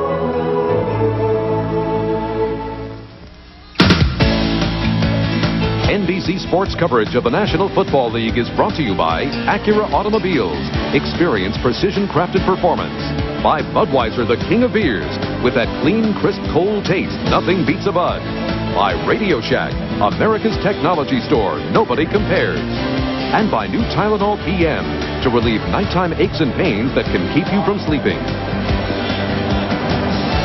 From Veterans Stadium in Philadelphia, that's Reggie White, who on the Bengals touchdown pass was kicked in the head, but he's all right, and he will return to the game. Johnson with the kickoff, taken by Harris. Rod Harris with a head of steam down the sideline and knocked out of bounds around the 30-yard line. Ed Brady on special teams made the tackle after a 33-yard return by Harris. On the bottom right of your screen, you see Reggie White falling. Now here comes his teammate Brown, and watch how his foot will catch the back of Reggie White's head right here. And that's the injury that White sustained. However, he did walk off the field, and word from the benches, he will be back out there on the next defensive series. Look at the broad back on Reggie White right there, the 5-time Pro Bowler. James Joseph, who twisted his right knee earlier, is back in the lineup for the Eagles. They trail now 7-0 after Boomer Esiason's 9th touchdown pass of the season. That swing pass to Joseph results in only a couple of yards as David Fulcher leads a swarm of tacklers to the football. Jim McMahon is a walking anatomy chart, and how does he gear up? What kind of armor does he wear for a game? There's a big knee brace to go along with the regular helmet and so on, and look like some of your equipment for battle back in your days, Joe. Well, it sure does. It's bigger these days. The shoulder pads have rib pads built on them, and along with the rib pads, the shoes, the helmet, and all, you're carrying around 20 pounds of extra equipment out there. McMahon has hit 4 of his first 7 passes, 38 yards. That one short hops the intended receiver Barnett.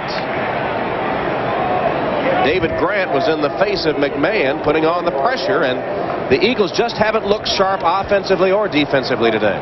No, McMahon's able to get this ball off, but he's harried a little bit. I think he just misfires, throws it in the ground, and you see Jim jumping up and down. He's upset with himself right now. He knows he should have gotten that ball out there where it was catchable, and he just didn't do it.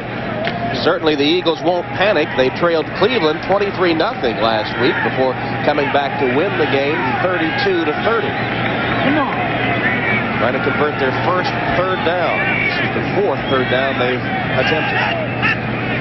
On the shotgun. McMahon steps up and throws incomplete. Fans wanted an interference call perhaps against Calvin Williams, the intended receiver, covered by Lewis Billups. Well, Billups does a good job of not interfering. He's going to come from the right side of your screen, kind of crossing the field. McMahon will step up smartly and then throw the ball, which what appears to be an open receiver. And actually, he was open, but Calvin Williams, the receiver, chose to slow down. And it's tough on a quarterback when a receiver changes his route as he's running it. That time, had Williams kept running, he might have had a completion. Eagles, who's having a good day, punched to Barber at the 26-yard line. Barber straight up the middle on his return, stopped at the 39 by Robert Drummond. Cincinnati Bengals get the ball back, playing well and leading 7-0.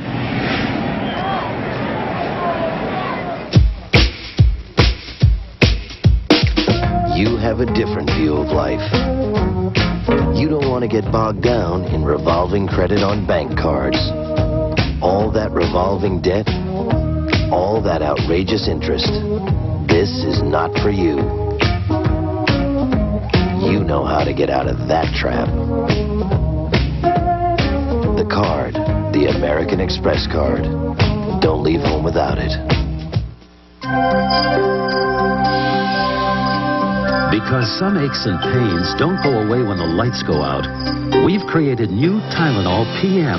Specially formulated with extra-strength Tylenol pain reliever for those aches and pains that can keep you up at night. Plus, a gentle ingredient to help you sleep. So you can wake up refreshed in the morning. From the name you trust comes new Tylenol PM, so you can rest easy.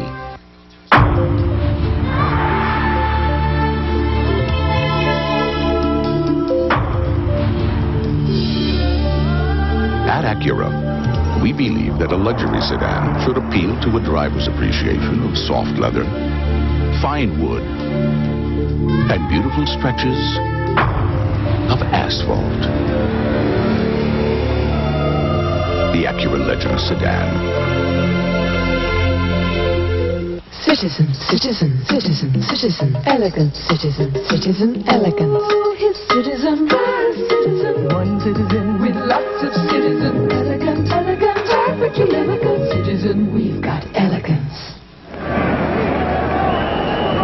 A surprise so far in Philly with the Bengals leading the Eagles 7-0. 10:16 left in the second quarter. Cincinnati football, first down at their own 39.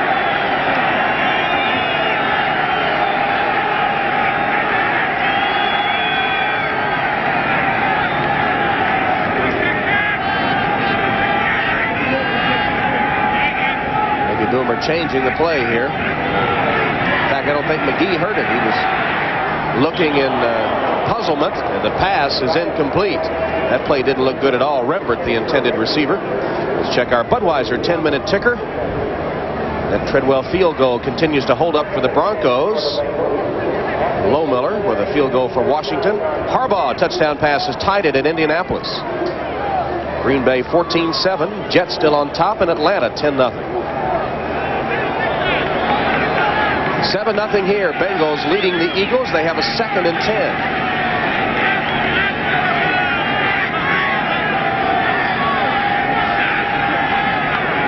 That's Brooks in motion as Boomer retreats to pass and finds his man Rembert, who's got a first down at midfield.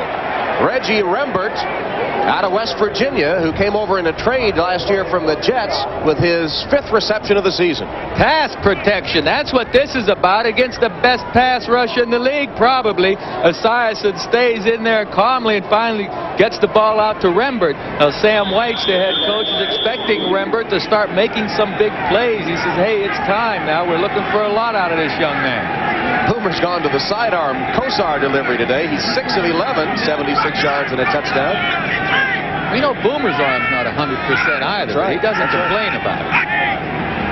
Ball just across the midfield stripe. Riggs, the man in motion, and the ball loose. And the Eagles have it.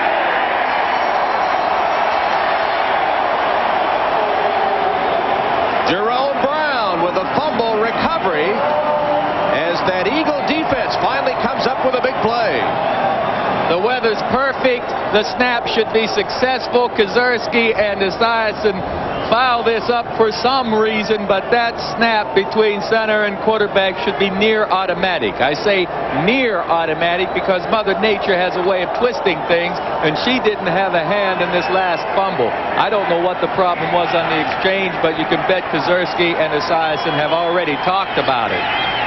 So you see the turnover ratio now at -11. One of the big reasons the Bengals are 1-9. Eagles trying to get a spark from the turnover. McMahon looks downfield and throws short to Jackson. About a 5-yard gain to the Bengal 45-yard line. Ripped down there by Leo Barker and a couple of punches exchanged. That's big Ron Heller, 6'6", 280 pounds, mixing it up a little bit. First catch of the day for the Pro Bowl tight end Keith Jackson of the Eagles. Cincinnati defense is doing a nice job out there today, not only getting some pressure back there on McMahon, but taking away his receivers. That was nice coverage downfield. Barnett wide to the left on 2nd down and 6.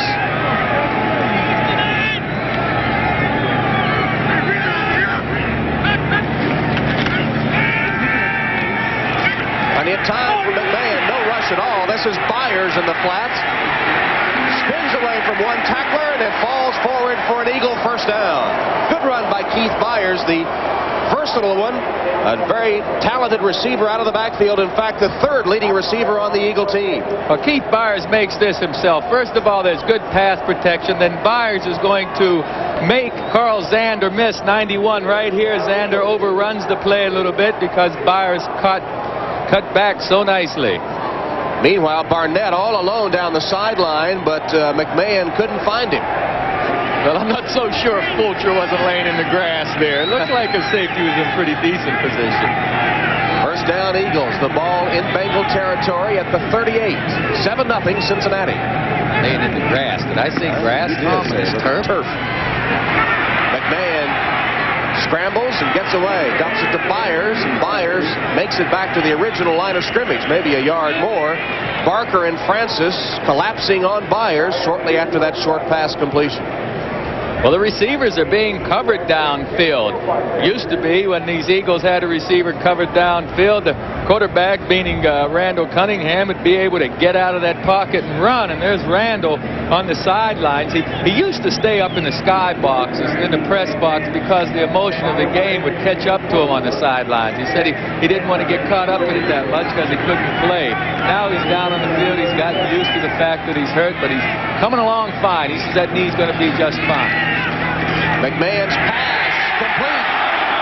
Calvin Williams with a diving catch, and now they say no, incomplete. He short hopped it. I'm not too sure Calvin Williams shouldn't have held on to this ball. McMahon releases this thing just in time. And let's take a look. Did he get both hands on it? Oh, my goodness gracious. Right through his arms. A nice pass by McMahon. It went right through the arms of Calvin Williams. McMahon can't believe it. He delivered that one right on target, and Williams just saw it slip right between his hands. Roy Green, Calvin Williams, Fred Barnett, 3 wide receivers as the Eagles try to convert their first third down of the day. McMahon stands in against the blitz. Barnett has it at the 10.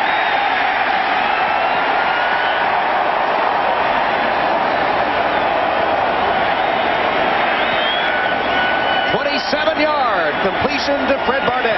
2 defensive backs are back there. Ricky Dixon is back there along with Thomas. Look where McMahon puts this ball. I mean, McMahon took a big hit, but the ball is perfectly thrown into the right position. I mean, Barnett found the dead spot in that zone coverage between the 2 defenders. And watch McMahon get hit right here by Billings.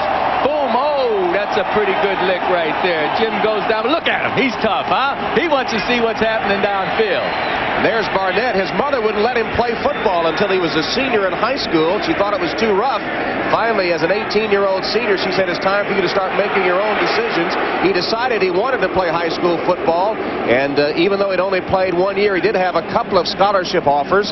He chose Arkansas State, and he went on to be their all-time leading receiver, and now the leading receiver for the Philadelphia Eagles. They must be reviewing this play upstairs. After further review, the play stands as called first down. And it does stand. The completion to Barnett.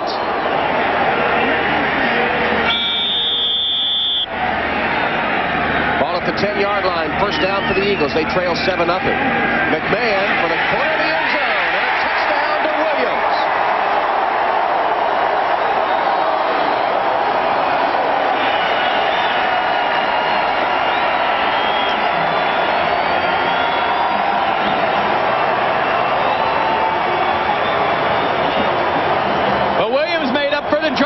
A few minutes ago, and it doesn't get any better from the quarterback position than what number 9 just performed. I mean, McMahon put it to Williams right where Williams needed to get it, and this time he delivered, and Williams held on. Nice going, McMahon. There's Cote. Hey, yeah, he's going to hug you, sure. I'll put my arm around you, buddy. You keep throwing that rock the way you are. He knows where his meal ticket is. And I guess they're reviewing this one as well. Mark Burns is the replay official today. Well, we'll take another look at it. In the corner of the end zone, you see 89 up top. Look at the ball. It's going to come right in. Watch his feet now, folks. Bart, does he have possession of the ball? The play stands as called touchdown. You see, both feet didn't come down in bounds, but Williams had help from a defender knocking him out of bounds. Had that defender not hit Williams, he would have had his other foot in bounds. So it is touchdown. His second touchdown catch of the season. He had the game winner against Cleveland last week. Ruzek with a point after, kicks it through. And Jim McMahon has thrown his 10th touchdown pass of the season to tie the game at 7.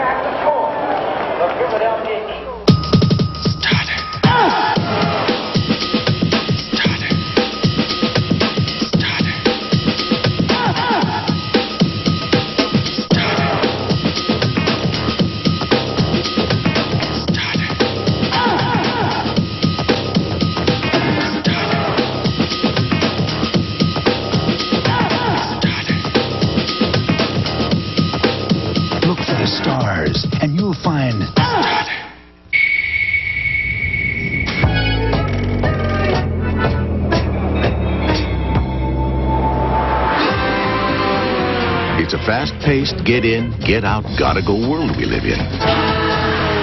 So, why not sit back and enjoy the ride in a luxury performance car designed to keep up with it? The 5-cylinder, 20-valve Acura Figure.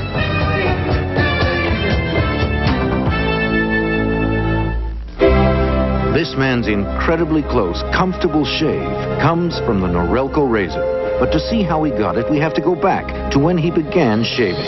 Not just above the skin, but below it. Here, our patented lift and cut system lifts the hair so when it's cut, it can actually drop below skin level without the blades even touching your face.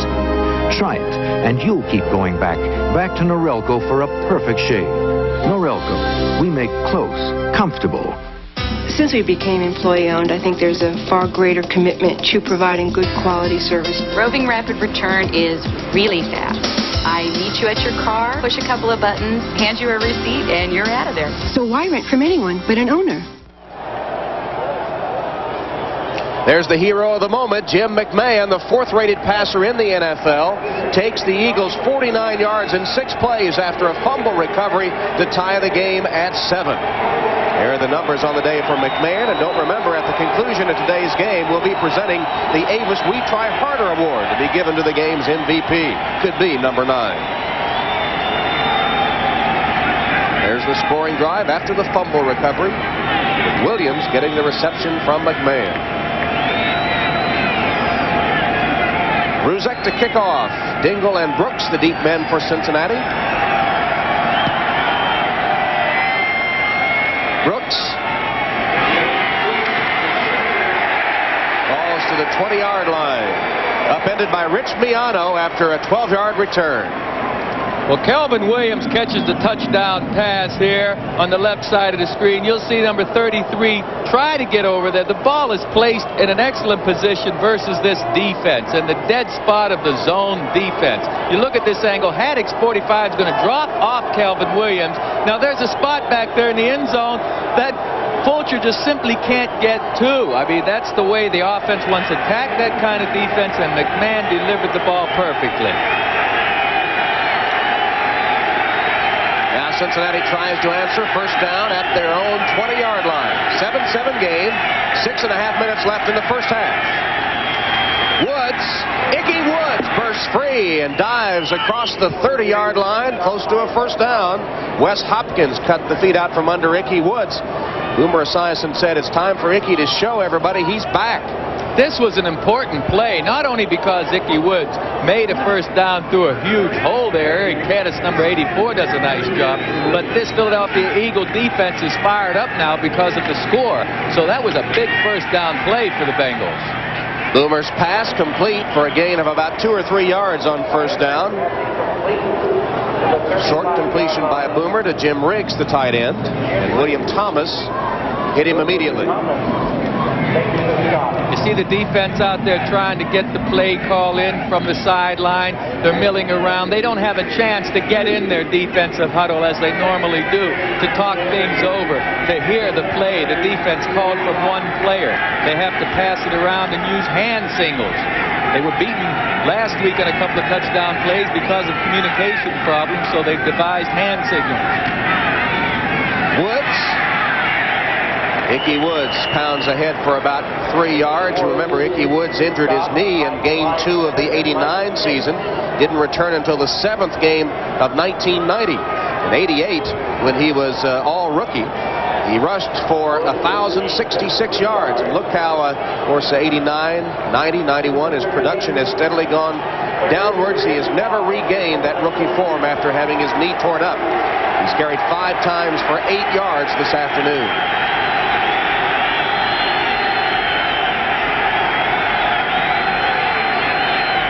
3rd and 5 for Cincinnati. That's the time remaining.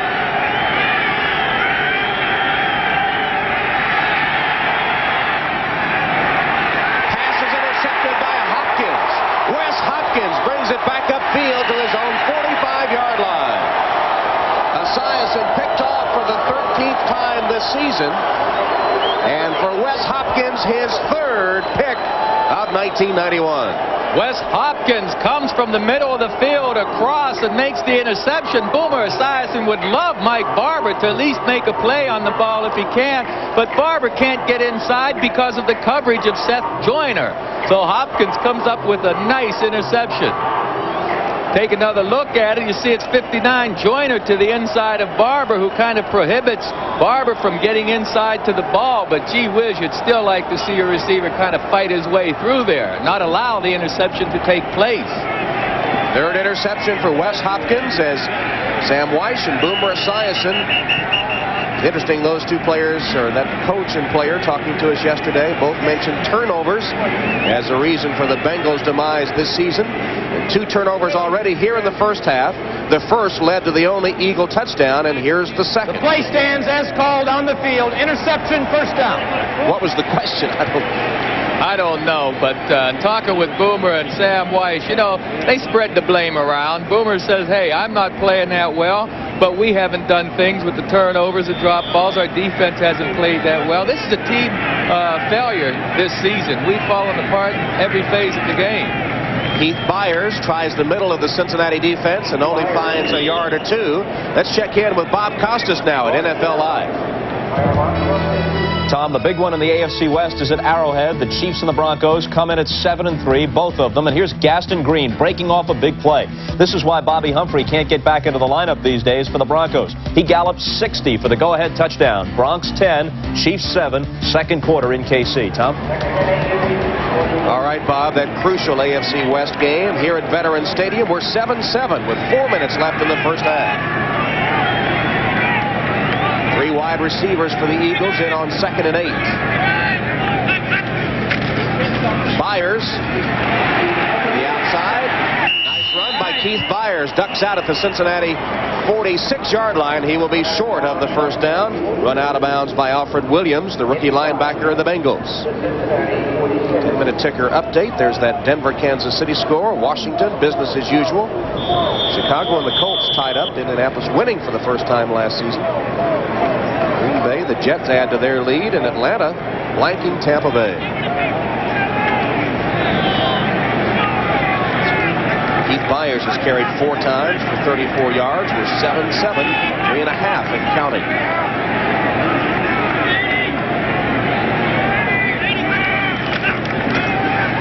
Man's pass complete to Green. Roy Green, the veteran, has an Eagle first down. In his 13th year, Roy Green catching his 24th pass of the season, 34 years old. Bussey and Haddix made the tackle. Yeah, Roy Green gets the option to run different routes. He's smart. He's a wily guy. He knows where to go. And that time he broke it to the outside, short for the open spot. Not only has Green helped with his performance, but he's helped these young receivers also on the Eagles, showing these guys how to set up defensive backs and break away from them. Signed as a free agent by the Philadelphia Eagles.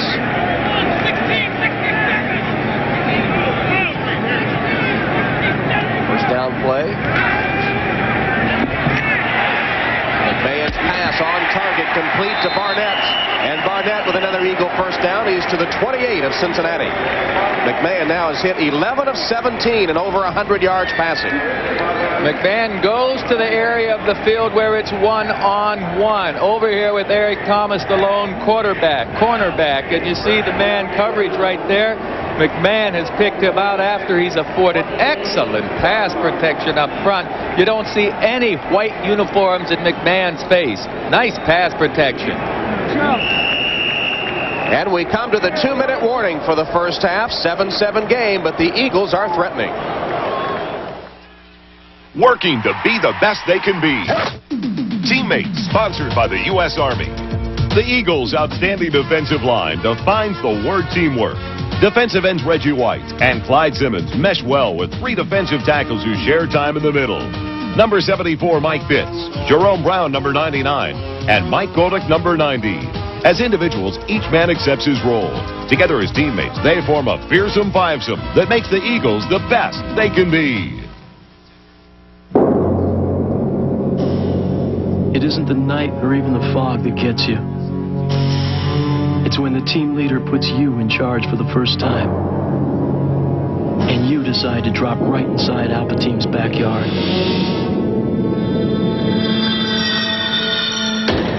That's when you find out how good you really are.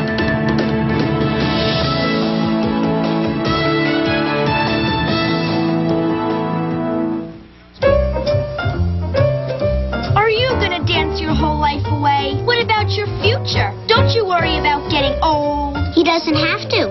He has a MetLife retirement plan. MetLife annuities earn tax-deferred interest and guarantee an income for life. What do you say to that? Away? Oh, brother. Get Met. It pays. Tonight, a night court's so fun day. It's on Sunday. It's not every day you get to see Dan Fielding nude. Then, for the first time on television, Michael J. Fox. Christopher Lloyd. They save the best trip for last. Back to the Future 3 following a special Sunday night court. All starting at 8, 7 Central, NBC tonight. Locked in a 7-7 tie with 2 minutes left in the first half. The Eagles with a first down. They have passed more often than they have run. Cincinnati with balance in their offense. This will be a run to Joseph. Stacked up at the line of scrimmage and driven back by the center of the Cincinnati defense. Well, you see why the Eagles have passed more than they have run. They've not been very productive on the ground. Leo Barker led the charge for the Bengal defense that time. Full complement of timeouts remaining for each team. Well, a whole host of Cincinnati defenders coming onto the field to change up the defensive look for the Bengals. Late substitution by Cincinnati. 3 wide receivers in the game for the Eagles. Arnett set to the left.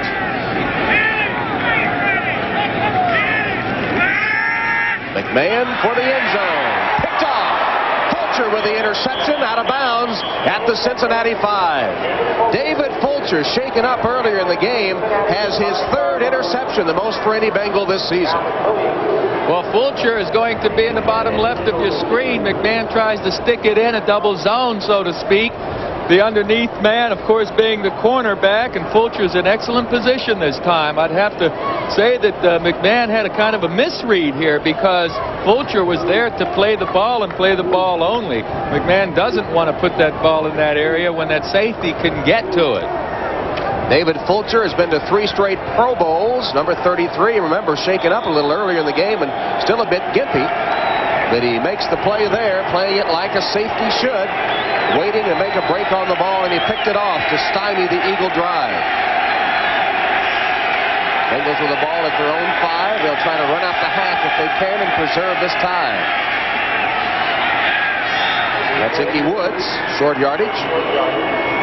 Hope you'll stay with us at halftime. We'll have the Domino's Pizza NFL Live halftime report. Messrs. Costas, Parcells, and Simpson. Bill Parcells will take a look at the NFL's talent level declining in that halftime report as well. We'll take a break here in a 7-7 game. This Christmas, Tandy computers, some of the best-selling PC compatibles in America, are on sale at Radio Shack. 4 complete systems with color monitors start at just $599.90. All come with 24 unique home organizer programs. The more powerful RLX system is the perfect home office machine. And with hard drive, it's just $1199.95. The Tandy 1000 family of computers. So easy to use, we guarantee success. Radio Shack, America's technology store. David Fulcher gets an early start for the locker room after making the interception. Get a little treatment before the rest of the teammates come in at halftime. Meanwhile, McMahon has been picked off, throwing the interception, his 7th interception of the season, just as the Eagles look to take advantage of an intercepted Cincinnati pass and go in to break the tie. Here are the numbers for McMahon on the day. Well, you know, that last pass he had intercepted, the way you need to hit that pass is to throw it a little bit earlier, because by holding on to it as long as Jim did, he gave Fulcher a chance to get in that area. The Eagles took the timeout, trying to keep Cincinnati bottled up and get the ball back. Ickey Woods again, short yardage on the run, down to 48 seconds. And the Eagles take another timeout. as we take another break. Philadelphia, that's their second team timeout. For the first time ever, you can catch every punch, every stroke, and every dash of the Olympics. Because now, in addition to NBC coverage, you've got the power to choose between different Olympic events on 3 cable channels. Call 1-800-OLYMPIC for the Olympics triple cast of the 92 Summer Games and catch every moment. Catch the fire behind the flame. 7-7 at the vet. 48 seconds left in the first half, and the Bengals facing a third down. Eagles can stop the clock one more time.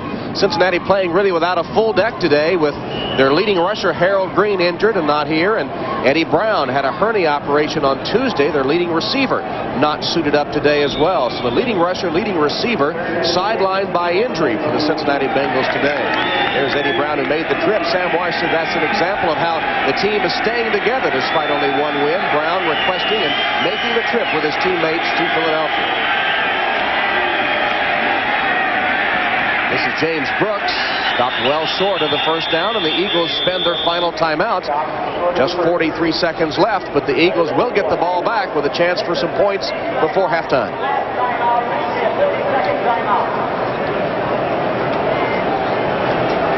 10-minute ticker. Broncos continuing to lead by 3 at Kansas City.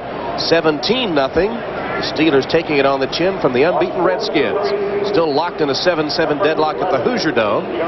Bit of a surprise there. Harbaugh and George trading touchdown passes. Minnesota and Green Bay now tied at 14. The Jets had their playoff blows dealt hopes dealt a severe blow with the Colts last week, and taking it out on the Patriots in New England today, 17-0. And look what Atlanta's doing to Tampa Bay, already 26-0 before halftime. Right now, the key for the Bengals and Lee Johnson is to get the ball off quickly. You don't want to have this one blocked. Sure, the Eagles are going to get it in pretty decent field position, maybe have a chance for a touchdown or field goal, but number one order for Lee Johnson is to take very few steps to get rid of the ball. Rod Harris comes up in a hurry and makes the catch of the punt on the fly. And he's inside the 40 down to the 37-yard line. Spun to the turf at that point, giving the Eagles great field position. Give Alex Gordon credit for the tackle. Remember now, McMahon has no timeouts remaining, just 34 ticks remaining. So what do? You try to throw the ball downfield. If you get something in the middle of the field while there's 34 seconds, that's okay, because you'll have time to stop the clock and set up things for clock-stopping play. Otherwise, you try to work the sidelines. But right now, with 34 seconds, I can see McMahon hitting a dead spot down the center of the field. He's in the shotgun formation at the moment. Joseph and Byers in there with him. McMahon's pass incomplete. Intended for Keith Jackson, and Wayne Haddix had good coverage on Jackson. Haddix did have decent coverage on Jackson right now. Jackson's trying to fight to the inside, and Haddix is keeping underneath position, playing for the interception. Had that ball been put up a little bit higher, I'm not sure Haddix wouldn't have been able to get to it. Second down for the Eagles, 29 seconds left. Keith Jackson has only one reception for 4 yards in the game.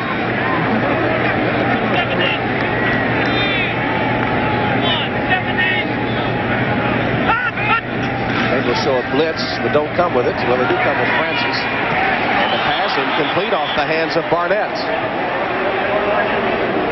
25 seconds left. It'll be third down for Philadelphia. Well, Jim McMahon's not throwing it as well as he's thrown it in the past. You see the receivers on the inside with the chance to make a catch, but the ball is low and on the ground. So right now the Eagles need to hit a completion either in the middle of the field. They still have time to stop the clock, or to the sideline so they can set up a field goal opportunity for number 7 right there, Ruzick. 3rd and 10 for the Eagles. 37-yard line of Cincinnati. 25 seconds left. 7-7 game. McMahon over the center, and Barnett upstairs to make a first down reception. Now the Eagles must hurry. No timeouts left. I don't know why the Bengals are hurrying that much. I mean, I know they want to get back, but they don't need to sprint back to the defensive side of the ball. Down to 5 seconds. They're going to have to kill the clock. 2. And McMahon downs it. There's a penalty marker down. Maybe they had too many players on the field. I don't know. Well, the key is they've got the clock stopped with 2 seconds left to go, and the Eagles need to get in position for the field goal right now. Ruzek is already there. We have illegal receivers on the end of the line. 5 yards on the offense. Still first down. So a 5-yard penalty. Ruzek will kick from about the 34-yard line. They'll make it a 44-yard attempt. What that illegal receivers business means on the end of the line is the Eagles were in such a hurry that time to get this play off. They had a number out there that wasn't a pass receiver lined up on the end of the line of scrimmage. And you've got to tell an official every time, if you have a number 60 or 70 or so, say, hey, I'm lining up at tight end, I'm eligible. If you don't report that, you're not eligible. Now, does that mean, since it's illegal procedure, that the down pass doesn't count, they're going to rewind the clock here? They're not going to rewind the clock. By rule, a foul by the offense with no timeouts left and the clock running is a 10-second runoff. The half is over. I'm sorry. That's right. This is a new one. Right. That's amazing. So the infraction by the Eagles cost them a chance for a go-ahead field goal. They were scrambling to get lined up in position. No timeouts left. And the rule says an infraction at that point is a 10-second runoff. With only 2 on the clock, the first half will come to an end. So the Philadelphia Eagles and the Cincinnati Bengals have battled to a 7-7 deadlock at intermission. Each team sputtering at times. Turnovers have hurt the Bengals, but the Eagles, for the most part, unable to take advantage of the Cincinnati miscues and making a big miscue themselves just before halftime, failing to get the go-ahead field goal attempt. It's 7-7 at the Vet in Philadelphia. Out there, it's one-on-one. Seems unfair with one being so big and the other so small. But that's what he's learning. Life. It isn't always fair, but you have to learn to win, even when sometimes the odds are against you. He knows what it takes to be a winner. I'm Keith Byers of the Philadelphia Eagles. I'm working out today with Jamel Green. He's just one of thousands of young people that the Big Brother and Big Sister program is reaching. But for everyone in the program, there's a child waiting. They haven't gotten a big brother or a big sister. They're waiting for someone to look up to be a mentor, to be a role model, someone who cares. But it all starts with one-on-one. Tell you what I'm going to do. I'm going to give you my jacket. How about that? Thanks, Keith. It could start with you, if you care. Your United Way contribution supports Big Brothers and Big Sisters here in Philadelphia and all across the nation. United Way, it brings out the best in all of us. This message furnished by the National Football League. The hottest names in country music are about to take center stage, and the country will never be the same. It's the only place to see your favorite stars, because this ain't no video show. This is the real thing. Sunday, November 24th, the country's going to be hot on NBC.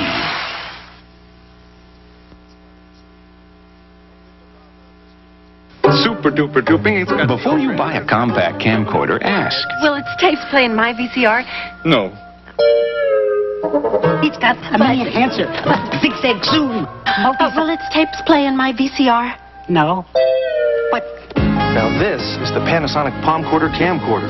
Will its tapes play in my VCR? Yes, it's VHS, so its tapes can play in all VHS recorders. Will its tapes play in my VCR? It will, when it's the Palmcorder from Panasonic. For nearly 200 years, Chase Manhattan has known the value of seeing people as individuals. We know loans differ from person to person. Investments vary. Even the questions people ask are as individual as they are. That's why there's the Chase Information Center, where knowledgeable people can answer your questions 24 hours a day. Call 1-800-CHASE about mortgages, mutual funds, almost anything, and profit from the experience. The News Sunday with Beverly Williams, tonight at 6. Sport, brought to you by Domino's Pizza. Nobody knows like Domino's how you like pizza at home. Okay, in this segment of the halftime program, we thought we'd get some of the opinions of Bill Parcells about a subject he's been thinking about for a few weeks. You think that the general level of talent in the league is down. Oh, without question. I think anybody that's looking at football, the obvious position this year that's evident to everyone is the quarterbacks. Now, part of it's injuries, but these backup guys are not really stepping up and coming to the front. But I feel like, well, who's the next Reggie White? Maybe Cortez Kennedy. But are there 5 guys that are up-and-coming young defensive linemen now that you can say, hey, one of these guys or 2 of these guys are going to wind up getting 100 sacks like White or Dent? Or who's the next Lawrence Taylor? Well, it looks like Derek Thomas might be. But, are there 5 guys that could eventually be that way now? For a while, everyone was saying, well, Andre Tippett is the next Lawrence Taylor, and then it was Cornelius Bennett. You can't confuse Pat Swilling because he's almost a contemporary of Lawrence Taylor. He's only a couple of years behind him, so Thomas would have to be the guy. But there isn't a half dozen. No, there aren't. And I think in other positions, defensively particularly, I remember going into the draft, going into our personnel director, Tom Boysher, with the Giants, where are the defensive linemen? He said, well, there's one here, but we're not going to get to pick him because he's going to be gone before we pick. There weren't that many to choose from, so it is a little bit alarming. That's why you said to me before, if a Cortez Kennedy is on the board, except in the rarest of circumstances, you better grab him. I'm very prejudiced, Bob. I believe you set your team by building defense. So I would always have preferred to take the big defensive player that can be a dominant defensive player even over the offensive skill player, other than the quarterback position. Is there something happening philosophically in college ball that's depleting the number of top-ranked defensive players coming out? I think a lot of the big guys are being put on the offensive line. But I think we're losing a lot of players to basketball. I think a lot of guys that would have wound up being those defensive ends, those 6'4" and 6'5" guys, maybe not top-flight basketball players in high school, but they can go play somewhere, power forwards for someone. Those are the guys that wound up developing into the linebackers, the defensive ends, the tight ends, and I think we're losing a lot to basketball. Now, how about at the quarterback position? Well, at the quarterback position, I don't think there are that many schools on the collegiate level producing top quarterbacks. Of course, Miami has 4 or 5. Maryland, you have to look at their track record. Gelbaugh, Reich, Esiason. There is another school that has produced some. UCLA has 2 or 3 guys playing, maybe University of Washington, Brigham Young maybe, but that's only 4 or 5 schools. You used to get them out of the Big Ten. And the Big 8, I can't remember the last time a Big 8 quarterback made it in professional football. Yeah, I'm thinking. Steve Grogan was from the Big 8, but that goes back a decade and a half, and Bobby Douglas never really made it. Lynn Dickey, but you got to go back a way. All right, we got to get out of here for just a minute. We continue with our halftime activities right after this.